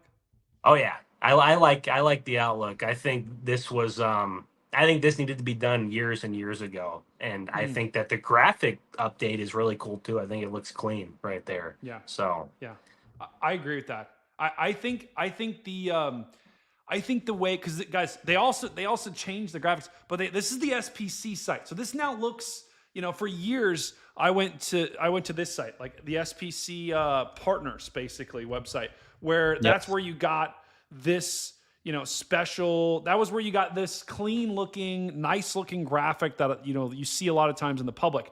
Now the SPC website has that kind of clean type look. So I do love that. I do love that the update in these graphics, and I think the time will tell in terms of the average population. I did a poll in my chat. Are you confused by this new outlook? I feel like this is a pretty educated chat in terms of the general public. I think the view was about 57% of the chat said they were confused. So we've still got a little bit of education to go. Capucci, I'll go to you. Do you think, how long do you think it's going to take for the public to get used to this? Even like storm chasers, I think there's going to be a little bit of a learning curve where we are going to have to educate people.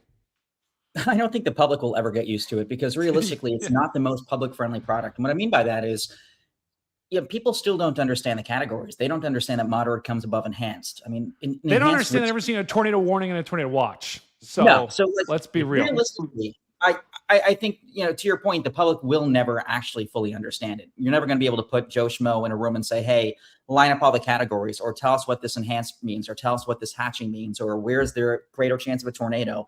A maroon with no hatching or a green with hatching. Like, people are just not going to get that.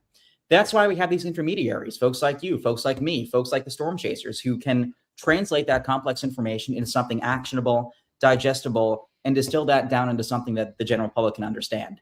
If everything was super easy, the Weather Service would have an app, and they also probably wouldn't have private sector folks like me. And so that'd be depressing. I think it's a lot of information. It's not the most public friendly, but it's very useful information to those of us who are tasked with making public friendly information. Yeah, I completely agree with that. I think ultimately, Brother John was telling me about this a couple of streams ago. Like the Storm Prediction Center, this is for meteorologists. This is for the people that know weather, not just meteorologists, right? Because there's storm chasers and all the other people that use it, but it's for people that know weather. Because if you read this discussion, right? If the average person read this, within 3 words, they would be confused. A low amplitude shortwave trough.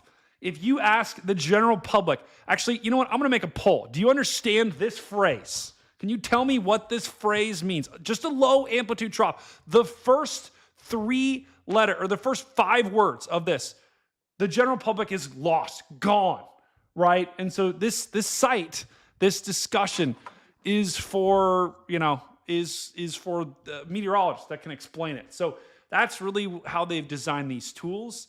And I think that's why they've made the change. I'm actually, Capucci, did you get from Liz, how did they make this decision? Was it based upon like behavioral science? Was it just something they've been thinking about doing for a long time? Yeah. So from what I understand, it came about back in 2019, and they really started doing this internally around 2022-ish, They've had about 3 or 4 years worth of verification, and their verification stats internally are really good. Like in the Gary, South Dakota day, they had that 5% hashed. They've had that time and time again with these sort of low probability, high end events, and they have great verification. I think if we go back years and years and years to the enhanced risk, that actually came about from emergency managers who kept saying, like, is this a 5% like low end tornado slight risk, or is this a high end 15% tornado slight risk? Because way back in the day, before the enhanced existed, both those buckets, both those bins mapped to a slight risk, a 5% tornado risk or a 15% tornado risk. And the emergency managers way back when were the ones who drove that need to add an additional category, and hence the enhanced risk was born, because there really was a big gap between slight and moderate. Or way back in the day, the C text, that came from emergency managers being like, you know, we're getting a C text. This was before marginal was a thing. Should we be on alert or should we not? Because we're not technically included in a severe weather risk. And so a lot of these came from emergency management folks or core partners. Liz told me that discussion for this started in like 2019, 2020. And, you know, over the past 3-4 years, once they've tweaked a few things, fine-tuned them, and really calibrated their stats to get this conditional intensity guidance to a point where they were comfortable releasing it, I think it makes sense to release it now for the severe weather season. But I've been very impressed by what they've shown me. Yeah, that's cool. I love that. And you know, Ben, we talk about these new outlooks. We talk about the new way they're doing things. You said you like it. In your mind, do you think, like, let's just take the average storm chaser. Do you think the average storm chaser is going to understand what this is? Do you think this is going to probably separate the men from the boys here? This could be almost like a litmus test you talk about for the storm chasers, and, you know, to see who the real ones are. I think the average chaser will understand what it means. I do. Okay. Maybe some of the local guys out there in their trucks that come out and cause all the traffic problems might not know. But oh my God. Well, Brandon, what about you, brother? What do you think about chasers in general? Do you think, from your perspective, all the storm chasers we've talked about, do you think there's going to be a learning curve with this? Do you think they'll understand this right away? I think for the most part, everybody will understand it fairly easily, except the general public. But as it's been stated by the SBC, the SBC's guidance isn't meant specifically for the general public. It's meant for emergency management, local media partners. But like what was said, it's gotten to the point where even though this product is more focused for the meteorologists and people like that, it's also being redistributed by those people to the public as well. So as someone from the general public, I think they may have a lot of confusion. But like you said, you know, they already don't really know how things are as it is. So it's not really going to change all that much. And that's no offense to them. They're not supposed to know all this stuff. But well, I think the average chaser will get it. They should know the difference between a tornado watch and warning. That's on them if they don't understand. That's partially on us. If they don't, they're so chalked. It's over for them. Like, yeah. That's now, all there is Brandon, to it. But go ahead. Are you going to try to explain this to your stream? Like, do you think you'll try to, you know, how are you going to explain this to people? Do you think you will, or you think you'll just, you know, leave it to the, 2 out of 5, 3 out of 5 type? I think I'll try and make it simple for them, but they're going to just think I'm trying to teach them meteorology, and they're going to get bored. So I'll explain to them the threat for the day and what's going on, but you got to feel your audience and know what they want. And my audience just loves being a part of the stream, being a part of what I do. And, you know, I educate them in times that I can, but at the same time, you don't need to overindulge. If they have questions, I always answer them. But at the same time, I don't try to make it too serious of a stream at the same time. You know, it's good. There's power in knowledge. For sure. And you like mooing. I don't do that much anymore, unfortunately. What?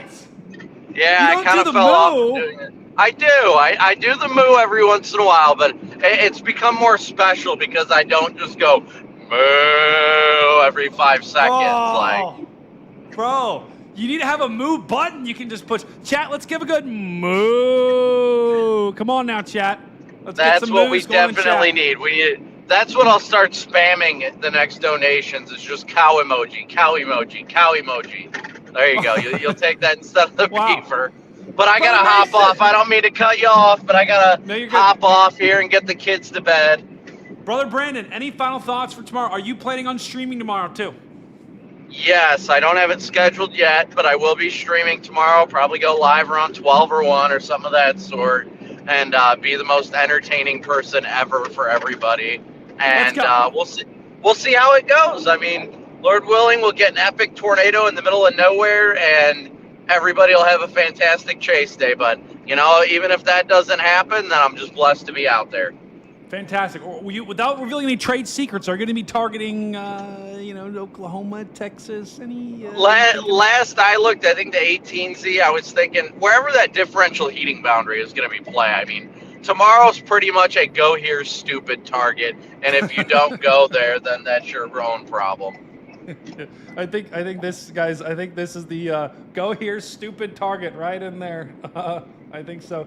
Well, Brother Brandon, thank you for joining us today, and have a great stream tomorrow. Best of luck, and guys, make sure you go over to his YouTube page and smash whatever button he's got to smash, and like and subscribe it, and watch his stream tomorrow. Oh, thanks for joining us, Brandon. Yep, chat with you guys later. Good to talk to y'all. Love you, Brandon. See ya. Later, nerds. Love you too. See ya. Let's give Brandon some cows. That's a pretty good segue. So we talked about we talked about the weather for tomorrow. Capucci and Ben, I want to give your take on it. And Capucci, I'll start with you here. We got the moose are coming out in chat. Let's get some moos in chat. Let's get that flowing. Moo. Capucci, can you moo?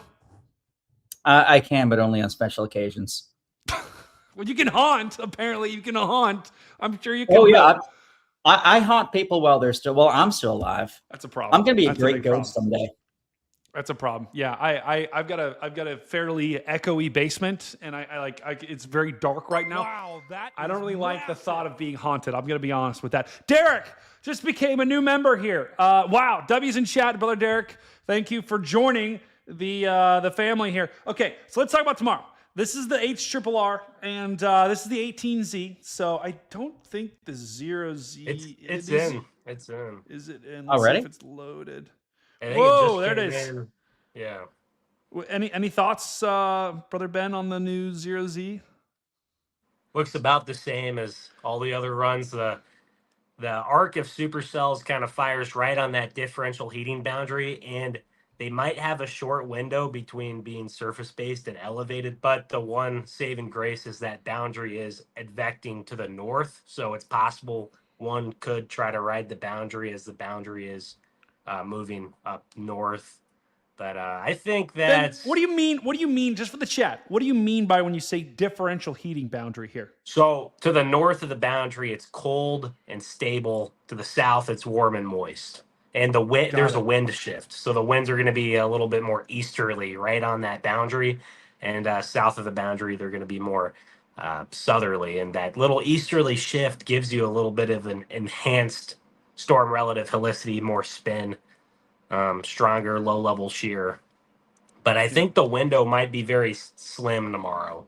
But I wouldn't be surprised if stuff goes crazy for like 30 minutes to an hour and then kind of gets on the cool side of the boundary and the sun goes down and then you just have mostly elevated hailers. But then at that point, I would watch farther east into Oklahoma. It looks like the warm air gets farther north into Oklahoma a little bit throughout the evening.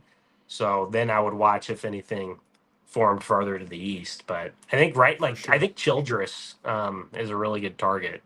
Ooh, we like that. Capucci, we talk about boundaries all the time in meteorology, and I think for storms, even for snow too, right? You got where the warm front is and where the warm nose is. That's important for like snow accumulation. But for storms, boundaries are essential, right? Especially for tornadoes.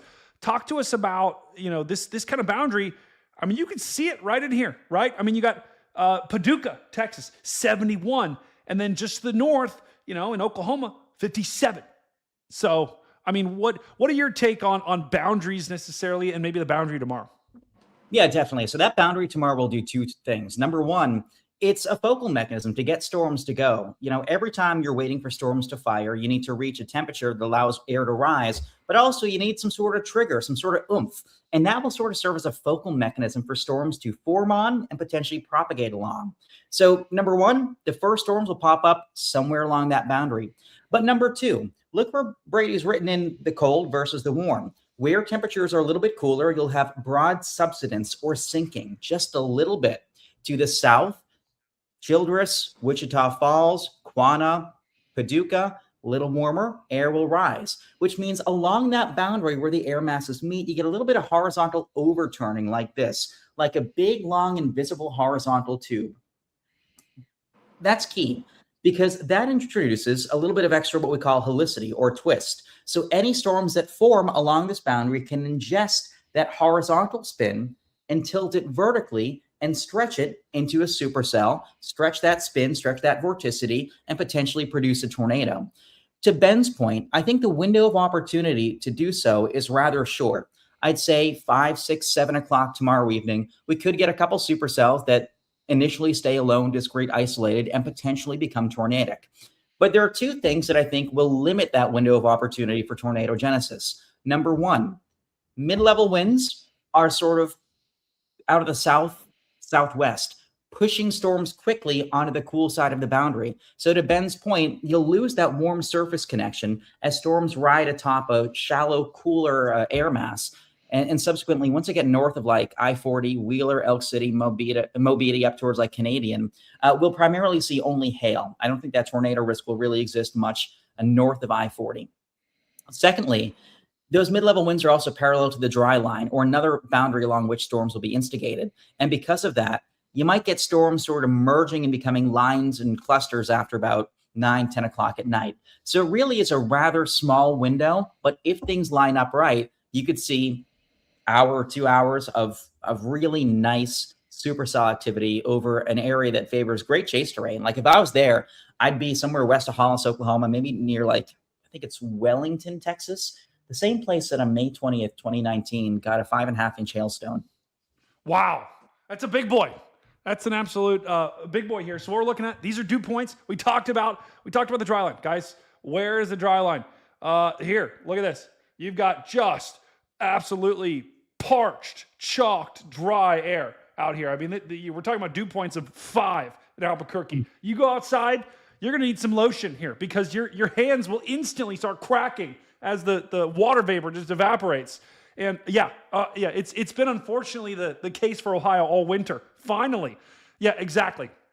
Going to need a lot of moisturizer. But then you go just 50 to 100 miles to the east here, and now, instead of being dry, you are absolutely downright moist. And for this chat, we got a moist emote in here. You can spam that now. But this is moist. What you generally look for are dew points of at least, what, guys? What's the magic number here?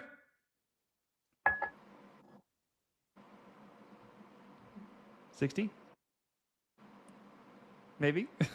Maybe not. 60? You're asking me? Sorry. Yeah. I didn't know there's a magic number. No one tells me anything. In the Texas Panhandle, less than 60 can work, though. So okay, higher elevation, you don't need as much. We're cooking moisture. But yeah, I mean, hell, in Colorado, 38 and you sneeze. Especially up there. You go. Yeah, there you go. For our Ohio brethren, if it's not 60, we're chalked because we need every help we can get here. But look, right in here, you got dew points in the 50s and then in the 60s. And they're right, guys.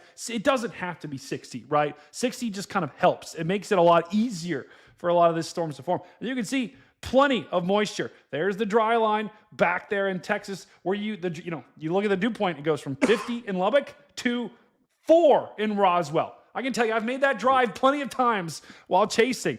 It's not that long. It's not a fun drive. No, not at all. You got to watch out for aliens, especially in Roswell. But it's not that long of a drive. It's an hour or 2 or 3. And that's where the dry line forms. That's where these storms form. We talk about the storms tomorrow. We've kind of talked about them. This is going to be a little bit of a supercell party. Here's the latest HRRR. Look at this, 6 p.m. I think that's when storms will form. And it looks like, Brother Capucci, see how they kind of form? They're moving this way. And then almost they take a little bit of a, look at this, a little bit of a right turn. That could be an indication maybe that one of these storms is going to try to ride along that boundary. Yeah, anytime a storm latches, it's a matter of literally whether or not that it's like, honestly, it's like a train car trying to ride a train track. If the storm gets on that boundary, it'll just keep riding that boundary due eastwards. And that, of course, not only ingests, I can't talk tonight, ingest that helicity, that spin, but also when you have a storm take a right turn, that immediately like enhances the low level spin in the environment anyway. So any right turners, to your point, could very much be potentially tornadic. Any left movers, left turners, would be primed to produce big hail. I'd say tomorrow we could probably see some hen egg size hail from like Canadian. Oh, I love hen egg size hail. Northwards. Oh, I've never had an egg that's not hen egg. Especially when those storms get just interrupt me. Cooler. Just interrupt. You can say whatever you want. I was gonna say that hail, usually storms are a little bit more efficient at producing hail when they get into that cool side of the boundaries too. So ooh, yeah. Oh yeah. Like that. I prefer dinosaur egg size hail. That's my kind of egg. I think they should pick one like an animal or like a bird or something. Like instead of trying to pick all these different sizes of fruit and then all of a sudden they switch to DVDs and then all of a sudden they switch to eggs, like just pick one system. So maybe like different size of eggs or different size of DVDs, which I guess they're all the same size. So that doesn't work. There's got to be something that varies in size that they can just say, here is your scale. And it's the same thing. It's just bigger. That's my opinion. I don't know. So let's see. We got quail egg. We got robin egg. We got, start moving up to hen egg size. And then if things really go to pieces, we got what? Ostrich egg? Yeah. Ostrich egg. Yeah. Dinosaur egg could be the biggest one. Maybe. Let's just see if there's different. You know what? Let's take time right now and look up different egg sizes. That's what we're going to look at here. What are the different eggs of birds and their sizes? Actually, ostrich egg would be perfect. The largest egg from a living bird is the ostrich egg, which averages 15 centimeters in length. So what's that? About 6 or 7 inches, maybe a little less, and weighs roughly 1.5 kilograms. The record-breaking egg weighed 2.58. So the theoretical max for hail is about 1.2 to 1.3 kilograms. So, like in terms of ballpark, this isn't bad. Theoretically, you could have like a 10 or 11 inch hailstone too. So, ostrich egg. Oh, there's the emu. The emu. I think this is a good scale. So we've got the ruby-throated hummingbird. Could you imagine this? You get an alert on your phone. It says ruby-throated hummingbird-sized hail. And then you got the blue-gray gnatcatcher. You talk about confusing the public. I think this would be a great way. The gray-chested flycatcher-sized hail. Bro, this is shocked. Although we got the great blue heron, I think people would know what that would be. That's this one. I think we're onto something here, guys. I don't know. I think we're going the blue one's pretty. This. Yeah, the blue one's pretty. This one, the crested karakakar. I don't even know how to pronounce that. Can anyone pronounce that? The crested karakara? Karakara. There you go. All right. You go to those like That's old enough people of that. houses that have the painted decorative eggs. I've always wondered how they get the stuff out from the egg so that they can paint the eggshell. That's always mystified me. Old people with painted eggs that are somehow hollow. How do they do it? Are you sure they're hollow? Have you ever tried to crack one open? No. That's a good question. They might not be hollow. They could have just let the egg rot in there. That's a good point. I feel like, though, if I cracked one open, I wouldn't get invited back to wherever this old person's house is, with a nursing home or whatever. Probably not. You can get them a new one, though. You can get them a new painted egg. Probably. Sure. Oh, my God. Wow. We got Brother John backstage. Brother John Banghoff has joined the stream. Brother John, how are we doing tonight? Welcome to the stream. And how's things with you, Brother John? Man, it's good. It's been a whirlwind of 72 hours. Launched another version of Weatherfront Monday night. And grinding. Weather Twitter never ceases to amaze me. I mean, the assertions that Weatherfront has enough capital to pay people to promote their app on X is like, thank you. That's so nice. Like, I appreciate the fact that you think we can do that. A quick side note. Any been doing lip these, readers? Who knows? We've been doing demo nights for a bunch of universities across the country virtually, and signing up for these. And literally, like, we are trying to be as like fiscally responsible as possible because our bank accounts are not, abundantly going. And so I'm not going to come out and say like Weatherfront is poor on social media, but like it's wild to me the ways that everybody's like, there's no way these people are just genuinely excited about a cool thing. It's got to be that there's, like, not to call out anybody, but we've never offered. They pay me $100 a post. I've never offered anybody anything about, like, it's cool. I'm like, yeah, that sounds good. And so it was funny. Like Freddie McKinney, he was one that was like accused of, kind of being bought and paid for. And he joked yesterday that, like he wasn't. And then today he posted something about like, if you haven't, if you want to check out what the hype's all about, like download this and see if Weatherfront's for real. And then he said, P.S. it is for real. And I responded and I said, checks in the mail with like a laughing face, just kind of leaning into that. So it's been fun. I mean, man, having a blast. Glad everybody's enjoying all that. But otherwise, I'm ready for summer, man. Like we had like a super nice day on Saturday. It was sunny. It was like 65, maybe Sunday. I don't remember what day it was. But I love mowing grass. Are you sure it wasn't 67? 67. No, 67. Oh, sorry. Yeah, you're 67. Yep. But yeah, I mean, otherwise, you might want to check the thermometer on that one. I think it was 67. Just gonna be honest. What a clown! What a clown! But yeah, I mean, things are good. I'm in my basement, and my basement is like really messy, so I'm going with the whole like front lit, like dark thing. Yeah, bro. I'm getting serious, like behind you vibes. Like someone is gonna jump out and literally like kill you.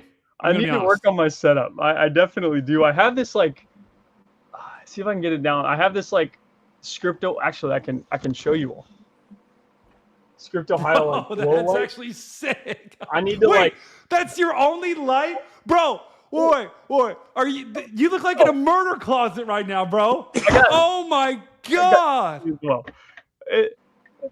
It's fine. My kiddo's asleep like two stories up. My wife watched the movie. So that's why you're in the basement. I'll just hang out in the basement tonight, and it's fine. Bro, you tell me you're in a chair at least, like a decently comfortable chair. Oh yes, of course. I have like a legit, like a full-on like setup. I got the computer. I got okay. I'm scoping out the latest Weatherfront runs and seeing all that. So yeah, we're good. I'm fine. But I just need to. I feel like I need to explain the semi-creepy setup I got going on. If you hear any noises behind you, just like give us a heads up. If you like an arm just grabs you out of nowhere. I'm not a horror movie kind of guy, so I would be freaking out right now. I would literally I would probably be streaming like this. Zion, Pennsylvania is I think it's been voted one of the safest places in the whole world. Not when you have Capucci that will haunt you. Just telling you that right now. Apparently he haunts, and that's a problem. That's a big problem. All right, so changing gears here. So John, we're talking about the setup tomorrow. Yep. And we were just talking about this boundary. This is the big story tomorrow. This is the latest HRRR. I love that you can see temperature on here. Notice how you've got this boundary. That is exactly where storms are going to form. Let me just draw. I'm going to draw the boundary, and then I'm going to go over to the radar. So I'm going to overlay and show everyone why. Look at this.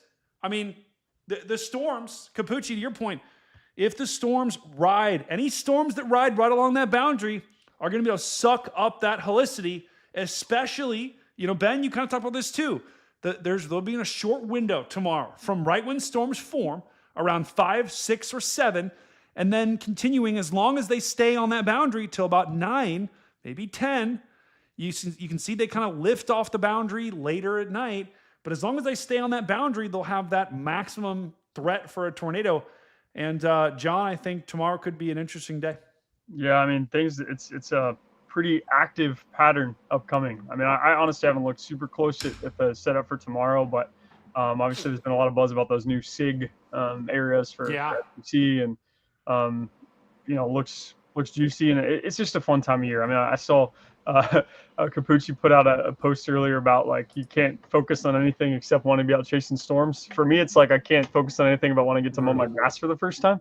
I guess we're not quite the same, but like same vibes. This time of year, like starts getting warmer, getting later, that sort of stuff. It's fun. Yeah, it's chalk. Yeah, Capucci, it is. Tomorrow does look pretty good. I mean, this should be pretty isolated too. I mean, a couple of supercells.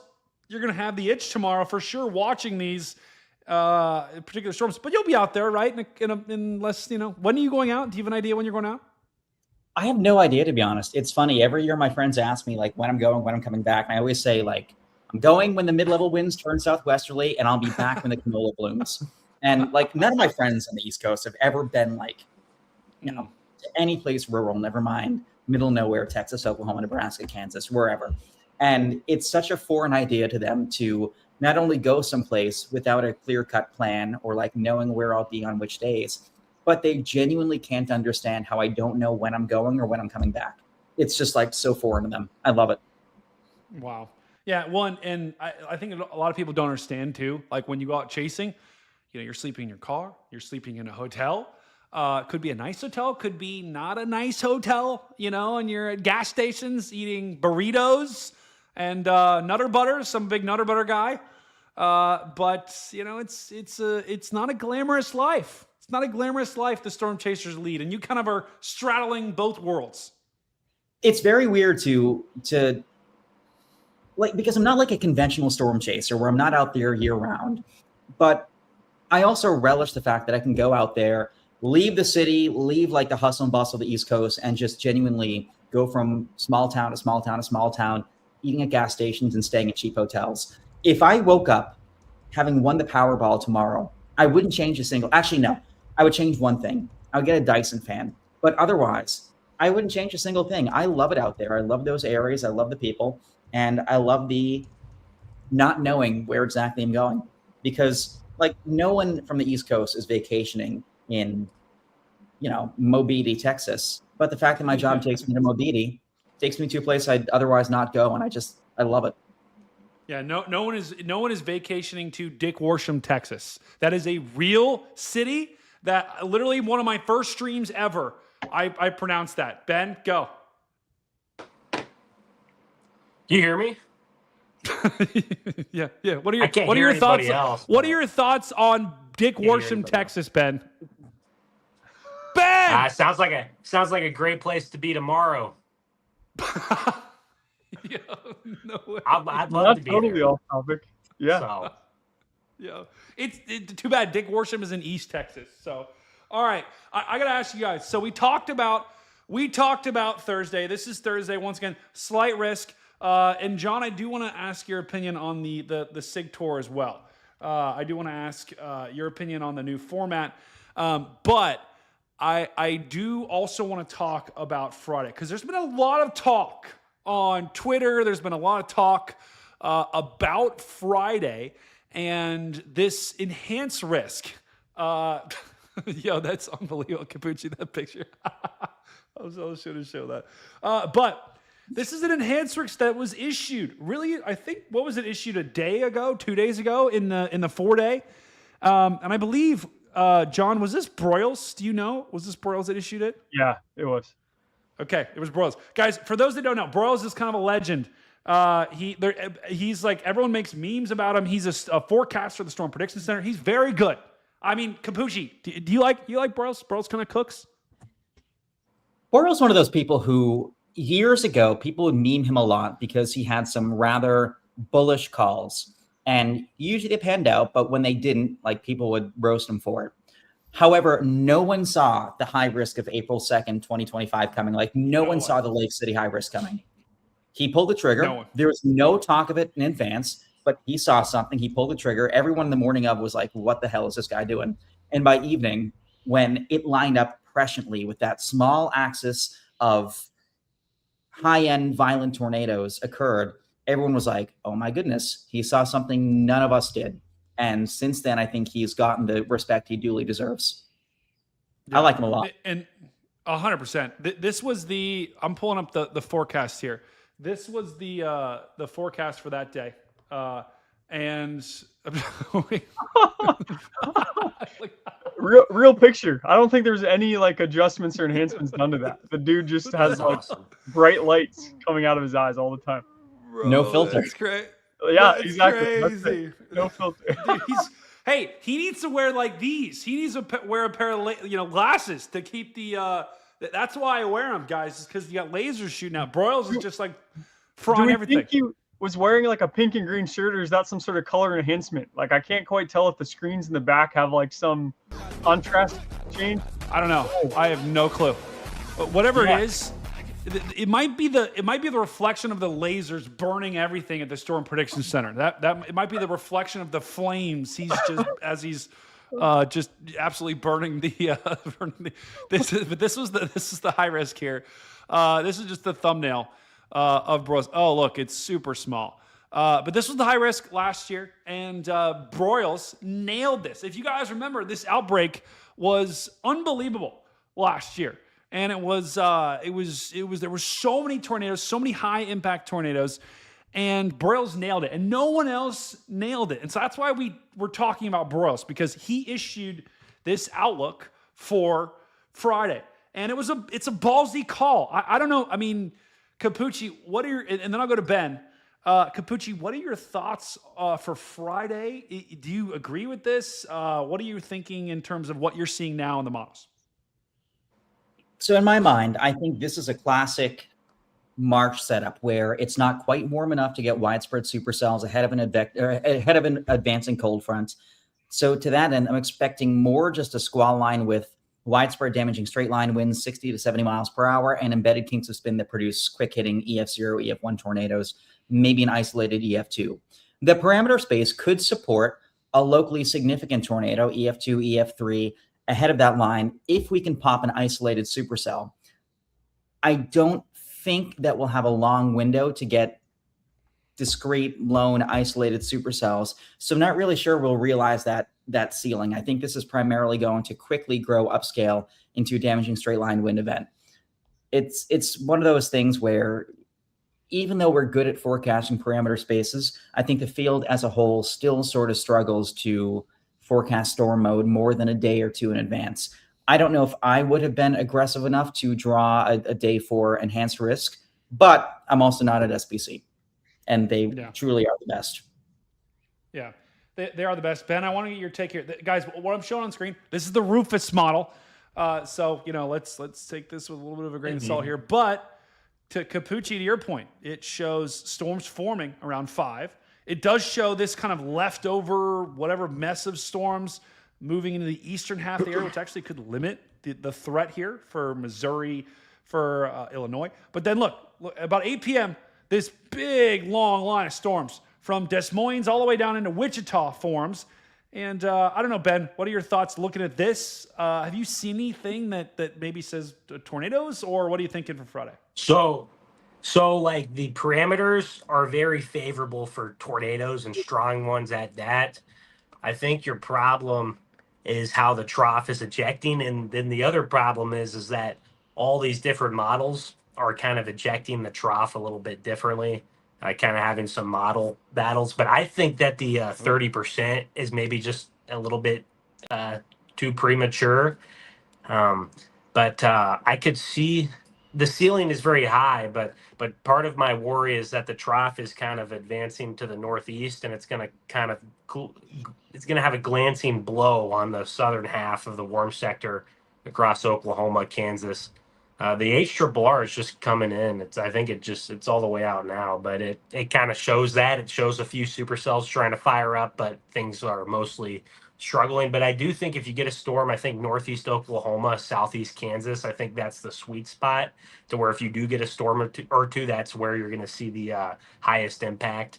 And then otherwise, you're just going to have a severe line of storms when that crashing cold front comes in. Yeah, but it is fascinating. We talk about the trough, guys. The reason why, this looks like a little bit of a confusing map, right?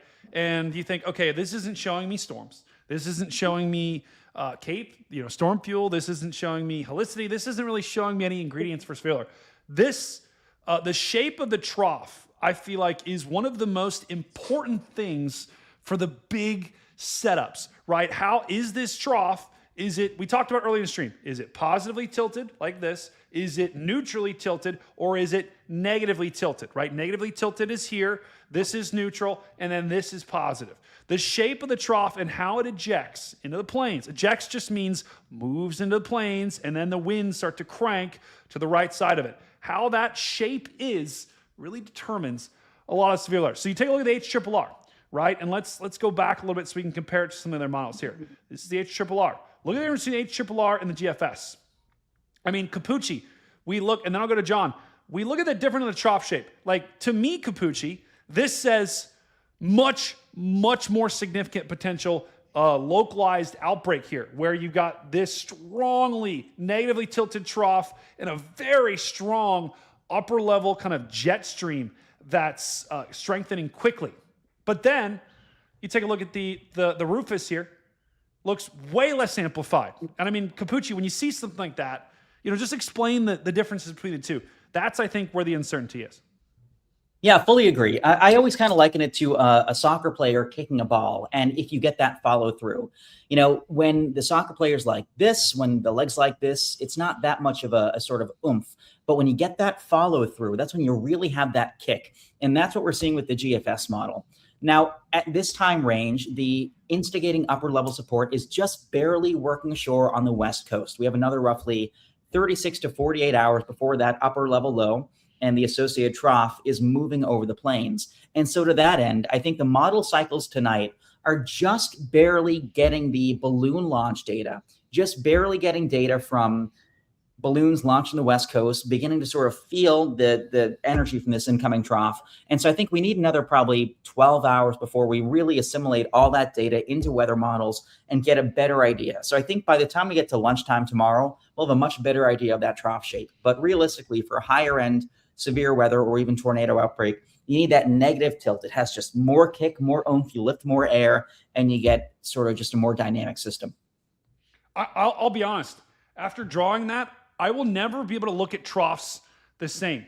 I mean, here's this guy, right? I mean, he's kicking the ball, although that's like a baseball. I don't know how to draw a soccer ball. Let's just put a bunch of lines in there. He's kicking the ball, right? That's what, I'm never going to be able to look at troughs the same. And when you get the kick, when he kicks like this, you got to get it high up in the air, like this, right? The higher you get it, the better. I think I'm going to just, That's a great analogy, by the way, too. So, perfect analogy. I also think that like the draw 2 on Weatherfront was designed for that exact thing. Like interpretive drawing as Capucci's explaining things. I think that could probably be a feature on the show. Did you have that? Did you have that in mind? Did you have someone drawing a soccer player in mind?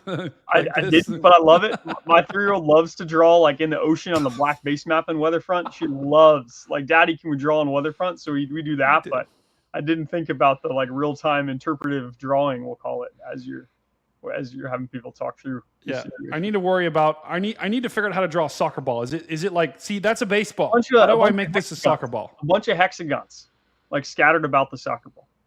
See, that's a problem. I don't know how to draw that. That's I'll just draw triangles. That's 3 sides. Does that look good? I've been talking to Aurora about her shapes. Maybe I need to like phone a friend in as I'm teaching her. I think so. I think it's hexagons.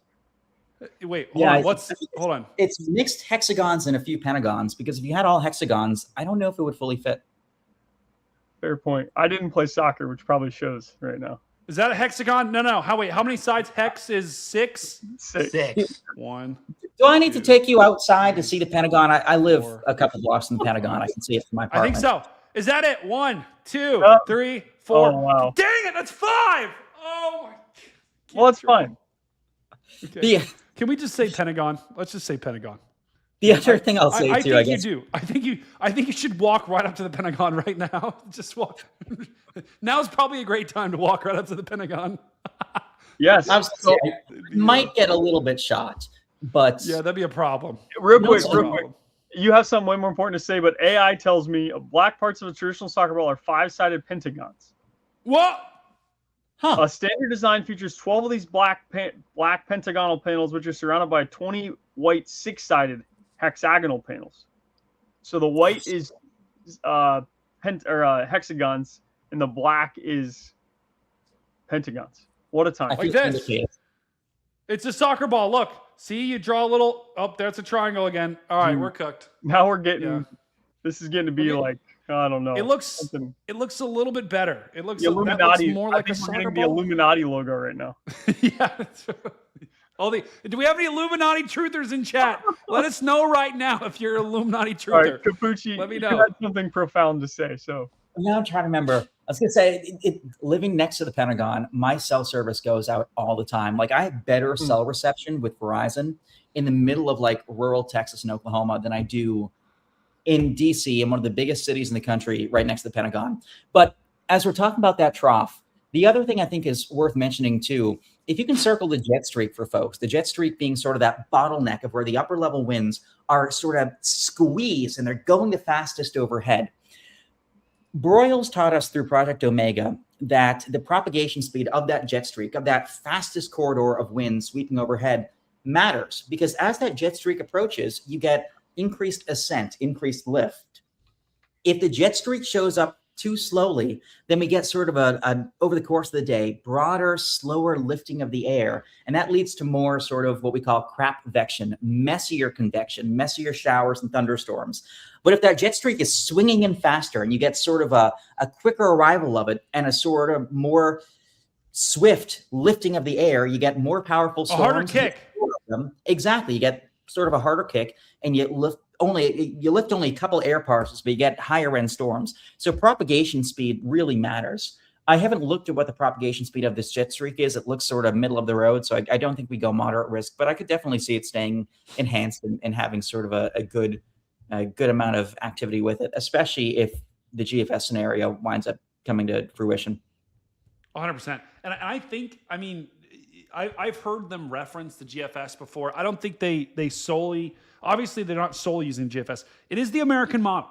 So, the SPC is an American forecasting office. So I think sometimes they will probably, because they have more tools in-house with the GFS, right? They have tools that we don't even have access to with the GFS because it's an American model. The European model, right? Like, that's owned by the Europeans, right? That's owned by a company that's not a U.S. company. So that means for the Americans to use it, right? Like, I have to pay Weatherbelt to use it, right? I have to pay different people to use the European data. And so that's why sometimes they'll favor the GFS because it's the American data, American model. They have American tools that we don't necessarily have access to. So if you look at this jet stream, we talked about this earlier in the show, and this is all the marbles here, people. This is what's going to make the difference between a tornado outbreak and just a straight line wind, right? You look at the GFS, right? We can compare this, right? This is Friday at 2. Look at this jet streak right in here, absolutely cranking. To Capucci's point, watch the jet streak go. Friday, this is overnight. Not really that big of a deal, right? If we take a look at the wind speeds, which we can here, and this is around 40, right around 50, 60 knots, right? Now watch what happens during the day Friday. We take a look. Now the winds are about 80 knots, right? And they get even stronger, about to, probably around, almost 90 knots. So that's just, in less than 24 hours, the winds in the jet stream here have gone from, 50 to now 90. So that's what we mean here is the kick. I'm not going to do it again because I'm pretty sure I pulled something on my leg. But the kick here is strong. And you look for that, strong, localized kick and where that happens. You get the tornadoes. But watch what happens. The different models. This is the European. That kick is way less defined. Notice how the trough is almost neutrally tilted on the European. We take a look at the Canadian here. The Canadian shows a little bit more of a trough, but once again, the trough is neutrally, whatever you call it. Here, this is the trough. And guys, I don't even know, this is the wrap. If we go to the Rufus, it shows a similar story. Once again, less pronounced. And the trough is barely negative. I mean, and this to me, I don't know if you guys disagree, but the fact that the jet streak almost is like parallel right here to the line, this to me screams the line of storms on the Rufus. It's flat. It's flat. Exactly. Flat trough. It's exactly. It's flat. It's less pronounced. It's night and day if you look at the GFS here. Look, there's the GFS just cranking, very negatively tilted. Supercell super chatted $4.99. Yeah, that's right, Ohio Stu. severe weather is chalked. Seychelles emoji. That's right. Ohio weather is shocked. Yeah, we're never going to get severe weather in Ohio. That's not until at least May. But for tomorrow, this is all the marbles. And John, I don't know, when you see this, when you do your forecasting, your forecasting convection, obviously in Pennsylvania, we get a little bit less severe storm action. Do you tend to favor any certain one of these models? Do you tend to trust any model in particular, or is it kind of across the board? Honestly, when it gets to like this juncture, we don't have it yet, but like the 0Z HRF, I'll look pretty closely at some of the different runs just to kind of get a flavor for storm mode. And I think as everybody's alluded to, it's going to be interesting to see if there's any sort of supercell activity out ahead of it. Regardless, I think that QLCS is going to start growing upscale pretty quickly and slamming through. So it'll be a fairly narrow window. I guess it can share the next update of Weatherfront will have both HRF and the new REFS guidance. So I wish I could show that to you. Brady, you might have access with some beta testing version to pull that up at some point. Don't worry about it right now. But I think looking at the individual ensemble member runs is a nice thing to just get a flavor for storm mode. Yeah, I agree.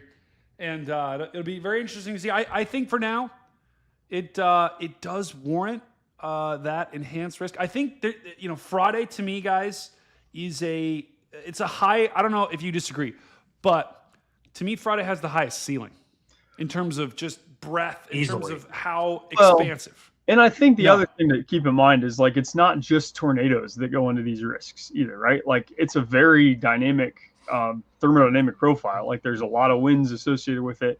If you pull up a sounding or whatever, like there's enough winds, and so even if this thing grows upscale, you get a QLCS, it could pack pretty big winds, and I would fully anticipate a pretty extensive batch of severe thunderstorm warnings, at the very least along the line. And so I don't necessarily think it's just true that like it's tornado or bust with this kind of thing. Even if there's not a ton of tornadoes, I think the environment would still support these high-end severe probabilities. And it's important to just not be tornado or bust, right? For Obviously, sure. that's the sexy thing, if you will, but the environment will support a decent amount of damage, even if there's not these corridors of really intensive and catastrophic damage with bigger tornadoes. Yeah. That's right. This chat is definitely all about the sexy thing. That's for sure. That is for sure here. But Right. This is, yeah, exactly. Go ahead, Capucci. I was just gonna say I have to head out now, but I always good seeing y'all, and I will be here anytime y'all need or want me. I haven't had dinner yet. I gotta so show. I gotta show the. I gotta show this picture, guys. Confirmed. Capucci he's a ghost. I would be a great ghost. That was Capucci, actually. I'll be honest.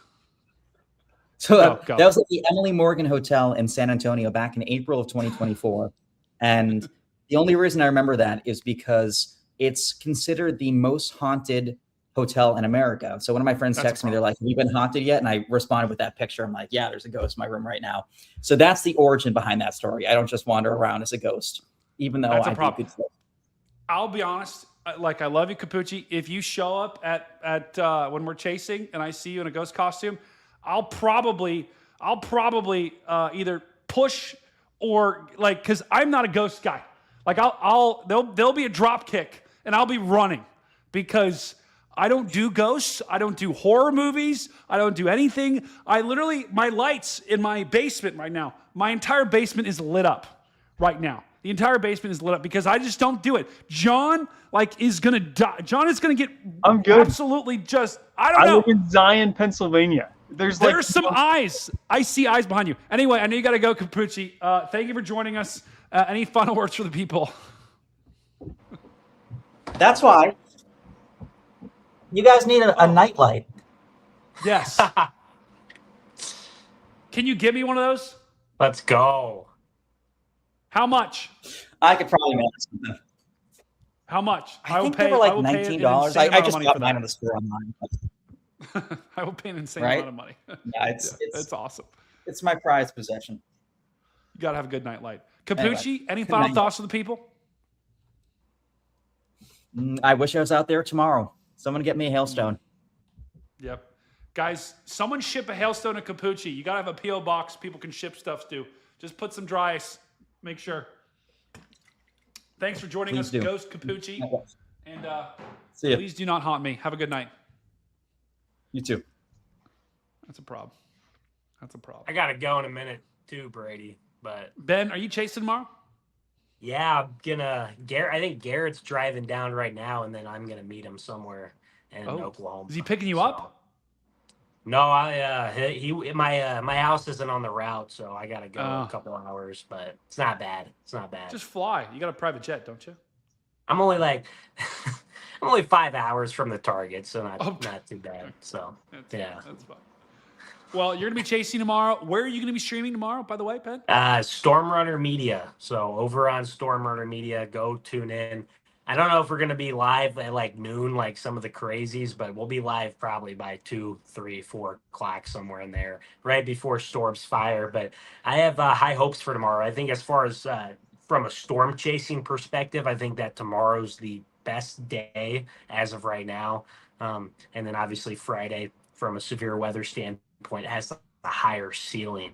And then if everything goes right Friday, it would be the best chasing day. But I have high hopes for tomorrow. I think we could squeeze out a photogenic tornado or two in that window just before sunset. So fantastic.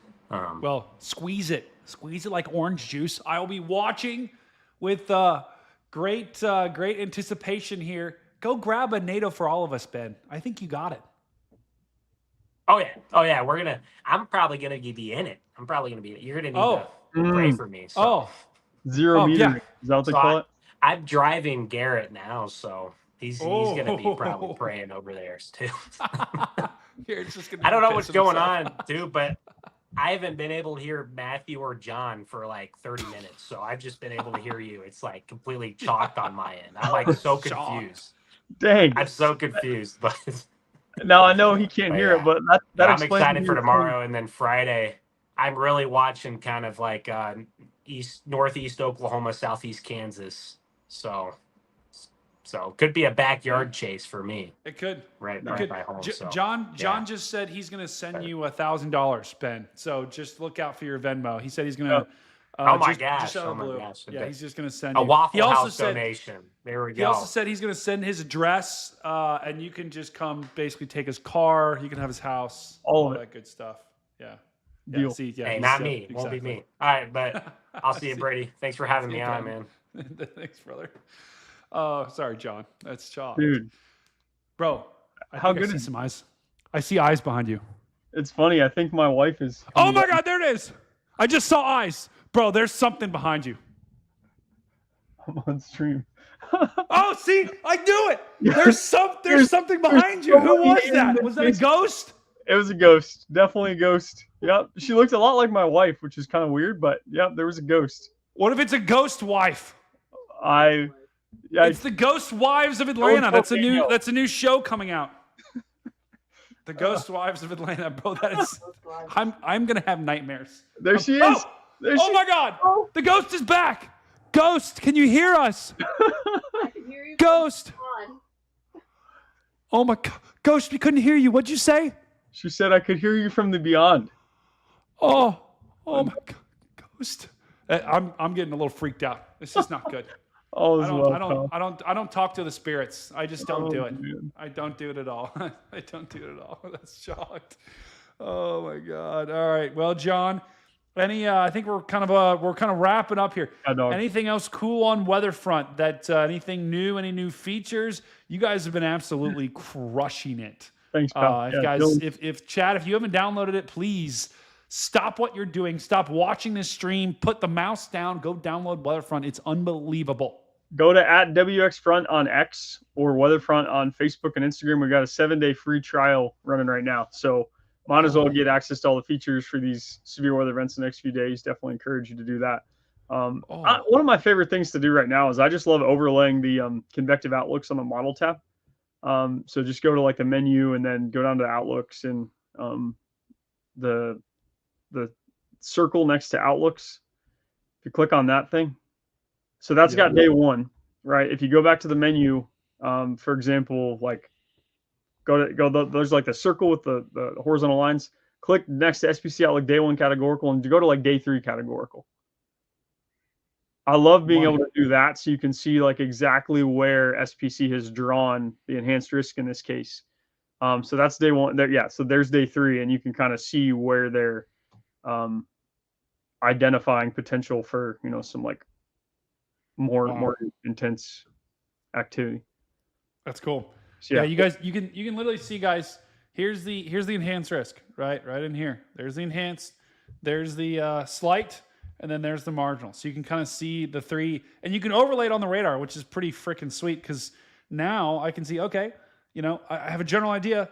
Okay, when storms form, that's basically right on the edge of the risk, which is pretty freaking cool. The SPC is nailing that. That's and then cool. watch as it moves into the risk. That's when it gets starts to ramp up, and then as it moves out of the risk, look at this.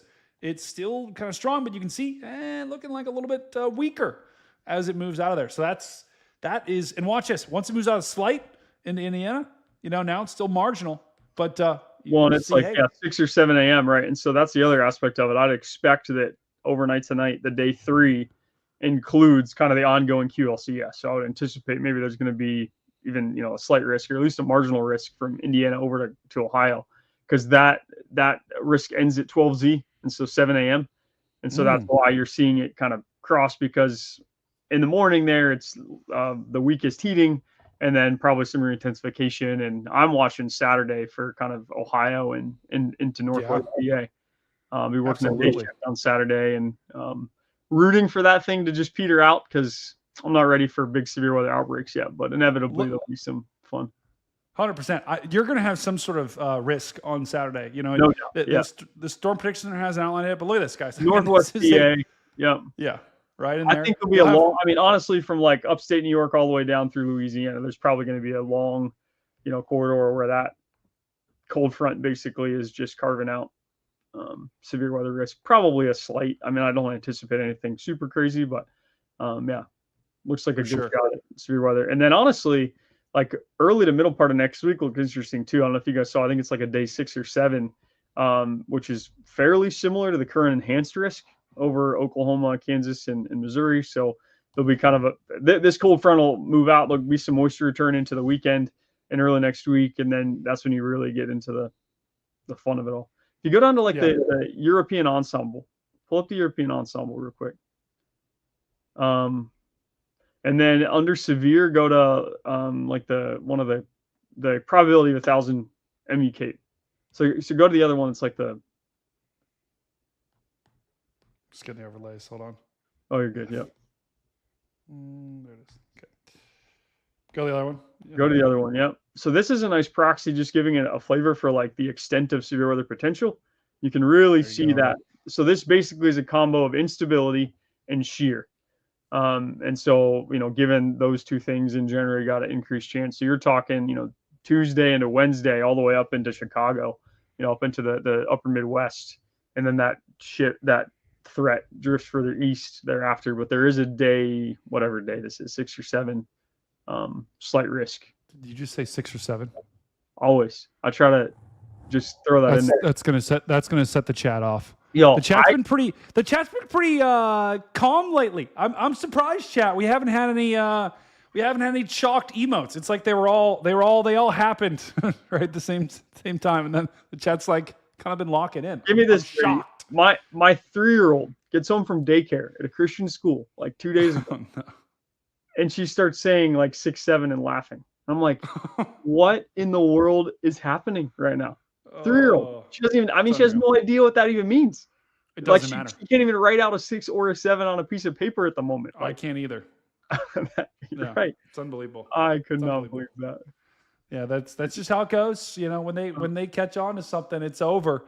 But to John's point, guys, this gives us a pretty good idea. About hour 1:35 next Tuesday, we could be talking about more severe weather in the plains. And this makes sense, right? Severe weather season is starting to ramp up here. The eastern U.S. is starting to warm up. Whenever the eastern U.S. warms up, it's just natural in spring. You're going to have these lows that move through. You're going to have more CAPE. You're going to have more juice in the atmosphere. Going to have more moistness in the atmosphere. All of that is a recipe for potentially severe weather. So Texas all the way up through, even up into Illinois, going to have to watch next Tuesday and even Wednesday. You see, Wednesday doesn't even go out that far. I think it's probably running. It's 18Z. That's why. Go back to the 12Z. There we go. It'll give us some more. You go back, even on Wednesday, maybe down here in the deep south. So multiple days that we're watching, not just this week, but next week. And John, it's about that time. We got to start locking in. That's right. Well, and I mean, even longer than that. So I've been talking about love in spring. It looks like after that sort of system goes through, then by about mid-month, seems like there's increasing potential for us to get cold again for a little while. I mean, this time of year, these tend to be glancing blows, right? Nothing too crazy. For sure. But soak up the warmth and sunshine and all that. I think another interesting conversation in the midst of all this is just the flooding threat. I mean, we talk about severe right now, it's a big show. But already, I mean, there's been 2 to 3 inches of rain. If you pull up like MRMS and look at the observed precipitation type, we don't have excessive rainfall in there yet, unfortunately. But yeah, I mean, all the flooding there through southern Indiana, and Brady, you're even in a flood watch. Make sure you turn around, don't drown. All right. Oh yeah, well, I'm turning around. I'm around. Tell me when I can turn back around. Don't drown. You're good, man. You can turn back around. Fantastic. Yeah. Pull up MRMS on the Redder tab. Pull up MRMS and look at like the 24-hour like precip or something like that. Yeah, there's been a lot of rain that's been falling, guys. And I'll just give you. Let's go back. Let's see the 24-hour loop. Hey, chat right now. I want you to tell us: have you been getting rain in the last 24 hours? Let me know if you've been getting rain. Put the rain emote. Put the moist emote. I want you to tell me right now: have you been getting rain the past 24 hours? Because I mean, look at this. In Ohio, they've basically had constant rain for the past 24 hours, and that's where a lot of the flood watches and warnings are. Let's take a look at the precipitation. Let's see how much rain has actually fallen here. Wait, I forget. Where is that? Oh, no. Keep going down. Keep going down. Oh, no. Precipitation. There it is. Got it. And do like, yeah. Whoa! Right. Look at that. Oh, my goodness. That's the past. I think I can make it go out a little bit further. Yeah, there we go. 24 hours. That's so freaking cool. So look at this, guys. We've had almost 5 inches of rain, over 5 inches of rain that's fallen in Indy. And then in Southern Ohio, we've had about 3 inches of rain and still falling. So that number is going to go up. Back in Illinois, we've had almost 3 to 4 inches of rain. And tell you what, the ground is starting to get unfrozen there. We got plenty of people spamming the moist emote, the rain emote in chat. Sarah spamming the moist emote. So a lot of rain, John, is falling, and flooding could be a pretty big concern here with this system. Yeah, there's already quite a few river flood warnings. I mean, southern Indiana, a lot of the major rivers are already overflowing, and certainly seems like not going to be stopping with the rain anytime too soon. This pattern. I mean, obviously, once the cold front swings through, then things will maybe quiet down a little bit. But even the latest run of the GFS in southern Indiana has another like 3 to 4 inches through Saturday. So I mean, you're talking big problems. And I mean, a lot of these areas I think have been in drought as a baseline. Like there's just been a lot of places in the country in drought, but this sort of deluge is certainly problematic. Beneficial for some, but southern Indiana, I mean, after Bloomington had that, I think EF2 tornado a couple weeks ago, now they're back into it, just getting time to start building the boats. Pounded. Yeah, that's the boats, absolutely. The really cool thing is, look at the lightning, guys. You can see the lightning just absolutely cranking with this line of storms. And watch that line of storms just dump like an inch, almost like an inch or two of rain in a short period of time here. And all that rain, I think, tell me we're about to get some lightning in Columbus. Tell me, please. Oh, my goodness. Please tell me we're getting some. Of course. Oh, yeah. It's all south. It's all south, unfortunately. I'm getting nothing. Cincinnati is getting absolutely crushed right now with a bunch of lightning. Natty. It's going to be a noisy night. Yeah, the Nasty Natty, Skyline Chili enthusiasts are going to be sleeping well tonight with that particular storm. Here's the wide shot the past 24 hours. You can see, look at all that rain just streaming into Ohio. And now all the storms actually are kind of getting started here. Dallas, Texas has been getting absolutely creamed with these storms. And they're going to have a flooding situation as well developing tonight. I would not be shocked if we saw several inches fall where these storms are kind of training here. Another thing for you, Brady, and I don't mean to hijack the stream, but on MRMS, if you go down to Go to hydrology down at the bottom below Yes. plumbing. Got it. And then pull up streamflow crest. Yep, I remember you showing me this. I love this so much. So basically it shows you the stream flow estimates with all the different, waterways. And so as there's water going, I mean, in the last hour or two, Dallas has really gotten hit pretty hard. So you can see all the river, filling up. What are they overlaying? Like, what is all this? What is all this? Is this all like the rain and stuff that's overlaying on this? Yeah. So like turn on the sample tool and you can see the units. It's basically cubic meters per second. So it's a volume flow. And so they're computing the amount of rain that's fallen based on the quantitative precipitation estimate. And then they're modeling that through the different basins. Look at that. A flavor for like how fast these things start moving. Wow. It goes from 17 to 238. Yeah, and I mean this is really cool. So I think it's probably toggled off for you, but in the warnings overlays you can turn on like flash flood warnings or flood warnings. And there's nothing in Dallas right now, but up in Indianapolis it's kind of fun to look at because you can see where there are flood warnings that have been issued by the River Forecast Center, by the Weather Service, and then you see like in real time the stream flows really crank up. So go to like the short fused warnings, I think. Yep. So you can see. There they are. Yeah, see that crank up there? Yeah. Yeah, And you can see, guys, the rivers right when the warnings get issued, right? It goes from, let me get it over the river here. Goes from look at that, 50 to 250. That means the water is moving so much faster because there's more water, right? The more water you get, the faster the river's going to move, right? Because there's just more mass trying to fit down that narrow pathway that is the river. And so that's a pretty good indication. That's why we've got those flash flood warnings in place. Go to the long fused warnings tab and turn on flood warnings, like for river flood. So if you go to long fused warnings, where did I put it? In the overlays, up a little bit, right there. There it is. Long fused warnings. Click the circle next to it, right, and then scroll down and turn on flood warnings. Got it. That's going to show the river flood warnings north to south. So over like by Columbus, Indiana, to the left, a little more left, like behind your head. Central Indiana, like due south of Indianapolis. See Columbus right there? Oh yeah, there it is. So Whoa! Zoom in there and plop down the sample tool and just play that through. Oh my! 1,000. Hold on, I gotta find that pixel. Oh no, what did I just do? Wrong tool. Oh no, I clicked on the local radar. Oh my God, we're back. We're back. Let's go. Flooding. Hydrology. Stream crest. I'm trying to get the whoa! Oh yeah, 1,000. So play that thing through now, and you'll see it go from like.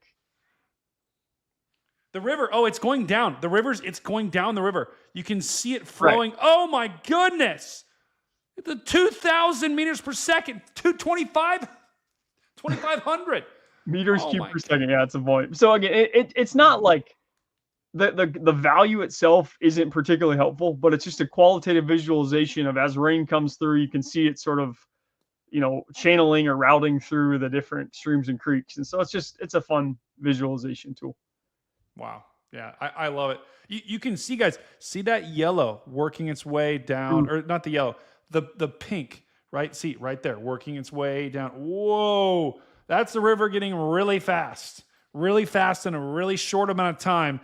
And that's because all this rain that's falling is just streaming down. It's basically, it's getting in the soil and then it's getting in the river. And then the river is taking it all the way down here. That's why we've got those river flood warnings. You can see, right? Here's a box, right? Here's a warning. Here's a warning. These warnings are right along the river, right? Where this really fast, this is like almost like we're looking like what the National Weather Service people are looking at the office and saying, yep, okay, here's where to draw the warning. Look how fast this river's going. That's a problem. It's fascinating. Really fascinating. Love to see it. I did too. All right, well, let's see. Let's just look at the radar. I think we talked about everything I want to talk about. John, any other products that you want to highlight here? That's a good overview. I mean, again, encourage you if you got an iPhone, or if a friend has an iPhone, or if you can find an iPhone, activate that 7-day free trial. There's just so much. If you don't have an iPhone, what are we doing? The Android users, listen, I love our Android users. Get an iPhone. I have an Android. That's the phone that I use like all the time. and I got an iPhone and I use only Wi-Fi and mobile hotspot. So like, thank you. It's fine. Like you need Plus, to I don't want my group chats to be green. I want blue group chats, right? Blue. Maybe I could text you on your iPhone. I think so when I'm on Wi-Fi. No, I don't think so. I don't have a SIM card. We'd have to do like WhatsApp or something like that. Fantastic. Absolutely fantastic. All right. Well, John, I think we're going to wrap. We've had a great show. Yeah. I'm going to go take some cough medicine. Thank you guys for bearing with me in the old voice. Last poll of the night. Does John's basement look like a horror movie? Yes, he is chalked. 64% of the chat said yes. 22? Wow. What is that? Oh, yeah. Go Bucks. Ohio State smoking Penn State in men's basketball. Love to see it. Let's go Bucks. That's unreal. That's unreal. All right. People said they want Discord picks. All right. Let's see some Discord picks here. Mods, did anyone look at these to make sure these are not chalked? Guess we'll find out. Here's Justin. Justin, brother, this is Brandon's chalked face. We're gonna have to make that an emote. This is yikes. Big yikes. There's someone else took a picture of Brandon's chalked face. Let's go to on-stream media. Hopefully someone vetted these. Please, God, tell me someone vetted these. Brother Stu took a picture. Look at this. Wow. That is insane. The lightning. That's Stu. This was in I believe in Columbus, maybe a year ago. Unreal. I love that. Brother Stu, great work on the photos. Holly. Wow. Holly, did you knit a picture of a tornado? That is pretty cool. It's a little mean. Look how mean it is. I mean, it's like, look, there's the eyebrows. Oh, my goodness. Wow. Unbelievable, Holly. That is awesome.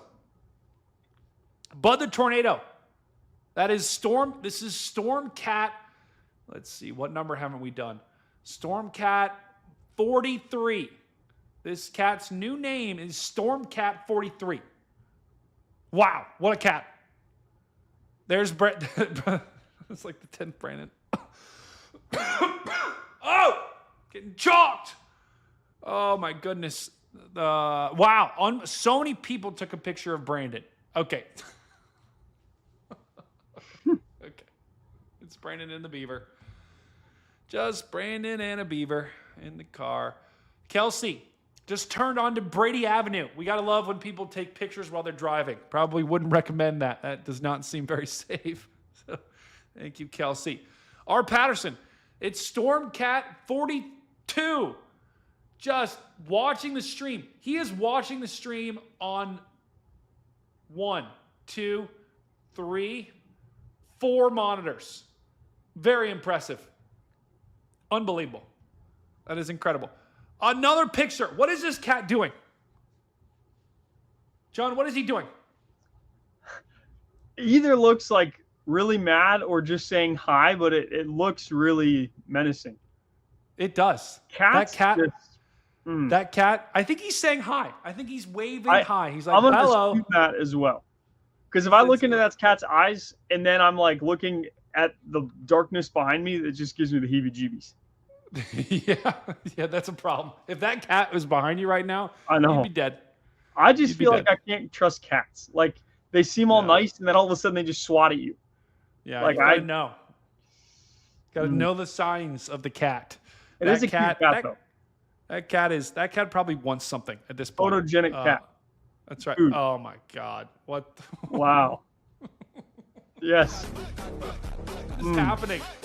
Oh no, I gotta sneeze. Look at a light. Look at a light. Look at a light. Look at a light. Oh. It's one of those sneezes though that would have felt really good. Oh my gosh. Oh, I got you again? Overweight Brady. That's crazy. Look at the tornadoes. Bro, why does AI make me so fat? You put on like 40 pounds in that picture. Dude. Bro, you guys think I'm fat, chat? What the hell? And it spawned 2 tornadoes in the background. The beaver giving the soccer ball. You have 2 teeth in the front just like the beaver? I can't quite tell either. I don't know, dude. What the hell? No! Oh, that's in my basement, I think. That is a problem. I'll just be honest. That is a problem. I am now going to have nightmares about that. Yikes. That is, bro, Abby just said very fat and short. Okay, bro. I'm not fat and short, Abby. That is a chalked comment. If you guys have never met Brady in the flesh, he's just super tall. Like, people who are like normal size look tiny, and so Brady is the opposite of short and fat. Hey, thank you, John. Thank you. Listen, this AI actually did a pretty good job. Yep, I agree. Of showcasing the old talents here. Let's see. What else did people post? Fuzzy posted this. Lucy posted a picture of pea-sized hail. Wow. Over Missouri. Looks like snow falling in Missouri. Oh, CapCut. Nice, Lucy. Bro, Fuzzy's just posting pictures of Ghostbusters. Special weather statement for some foggy weather. Look at that. Gotta love some good fog, John. Dude, issuing those advisories of money. Is beautiful this time of year. Just look at it. I mean, what more could you want? Clouds scraping the ground, foggy, drizzly, little windy, little chilly. That's another thing we didn't talk about. We don't have to bother with it right now, but I think a lot of the Northeast is going to be cold air damned the next few days, and we're not going to get into warmth, and that's going to be brutal. That sucks. Yeah, Pennsylvania, beautiful place this time of year, especially when we're cold air damned. Just can't get enough of it. Yeah, I think I couldn't tell if that was sarcasm or not because I would like to be warm. I cannot stand when we get a cold air damming pattern. It's just, that's awful. Brutal. Like I lived in Columbus my whole life, and then I moved out here, and I look at the satellite, and it's sunny and 80 in Pittsburgh, and it's 40 and raining here in State College, and I'm just like, that's awful. What? That's awful. What did we do? So that's the time of year we're in. There's nothing worse than 40 and rainy. I'll just be honest. Yeah, Friday. Mark your calendars Friday afternoon to like check the current observations. And east of like the mountains in Pennsylvania, it's going to be like 40, and in Pittsburgh and Columbus, it's going to be 70. That's awful. And think about your Central PA and Eastern PA brethren. Oh, gosh, brethren. Brethren. Hey, Chad, if you are a Central PA or Eastern PA brethren, let us know in chat because John is saying you guys are going to be absolutely chalked. Whereas me in Ohio, our Ohio brethren, I'm going to be sun tanning this cold, this flu away. Okay? Really, like we're talking like DC, like Maryland, Eastern PA, all the way up into the Northeast looks like pretty tough. The rest of the central part of the country is going to be basking in the majesty of the warmth, and not so in these parts. Oh, that was a sneeze, I think. Do we think? Or did he just get attacked by the beaver that moved into his house? I think that's a possibility. Oh, my God. Oh, no. Is he getting mauled? Do we need to send help? Oh, I think I was getting mauled. Yeah, I was getting absolutely mauled. That is this is my reaction, bro, to all the photos that we just saw.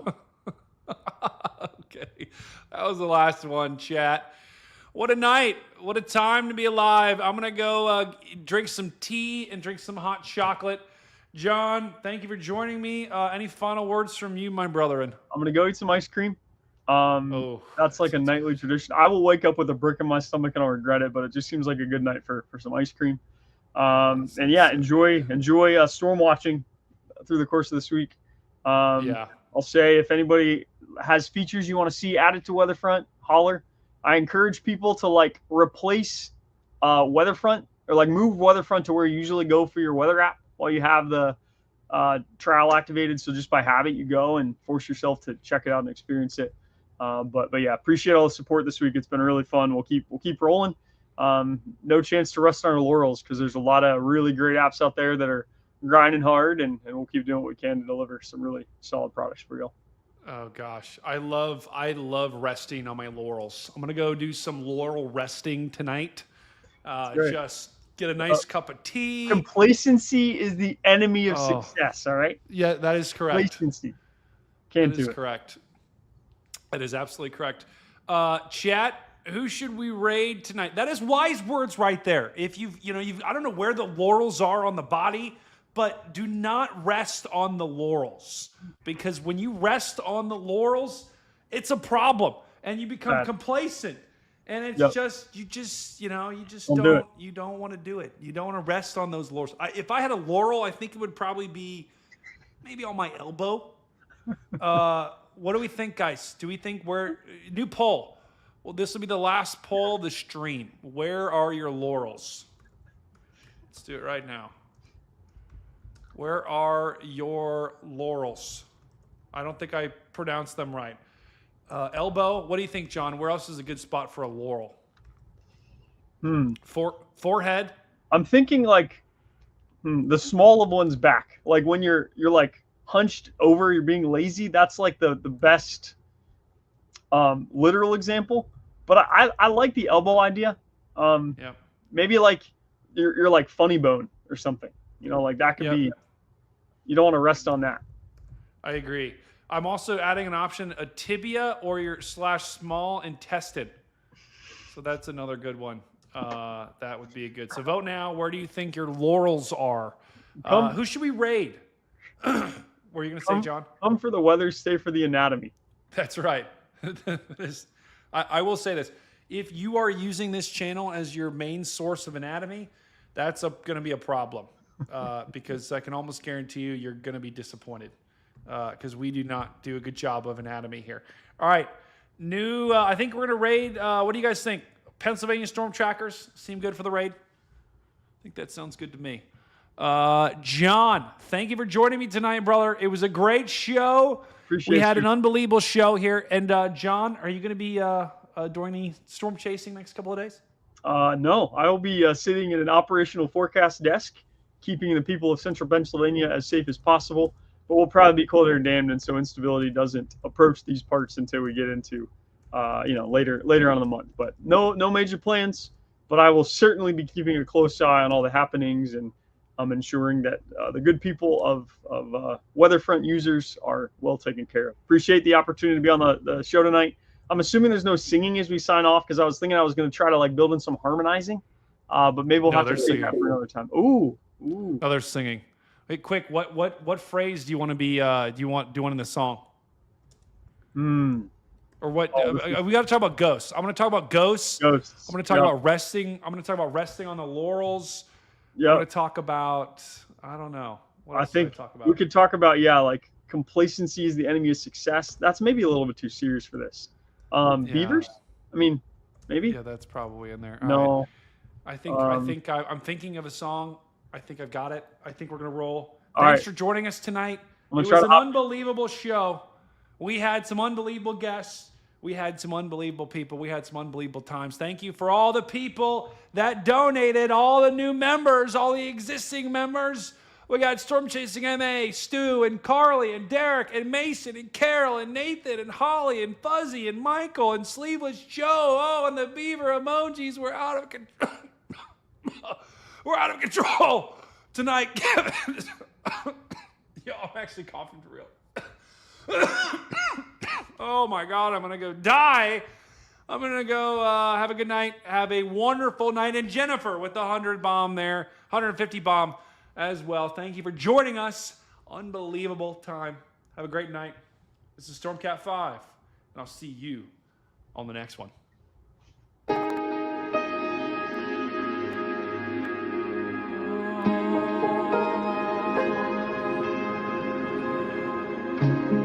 This one, Ghost Beavers and Laurels.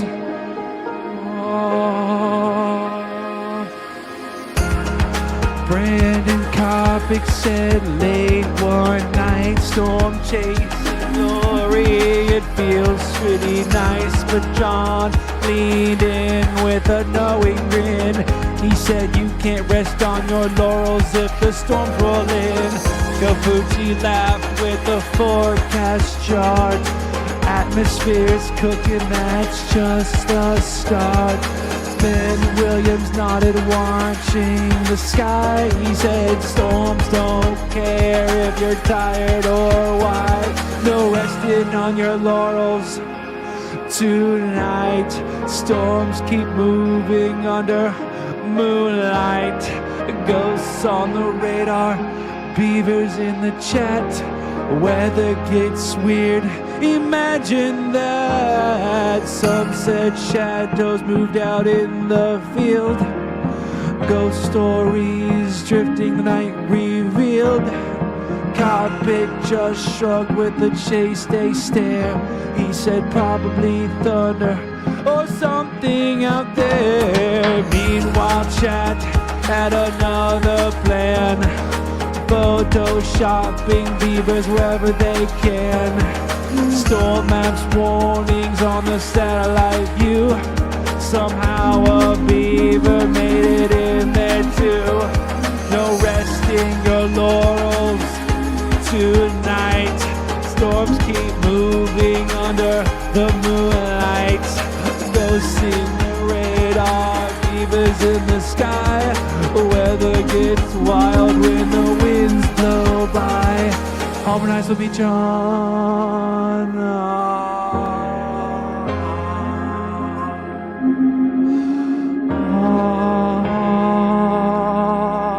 I go high, you go low. Thank you for watching.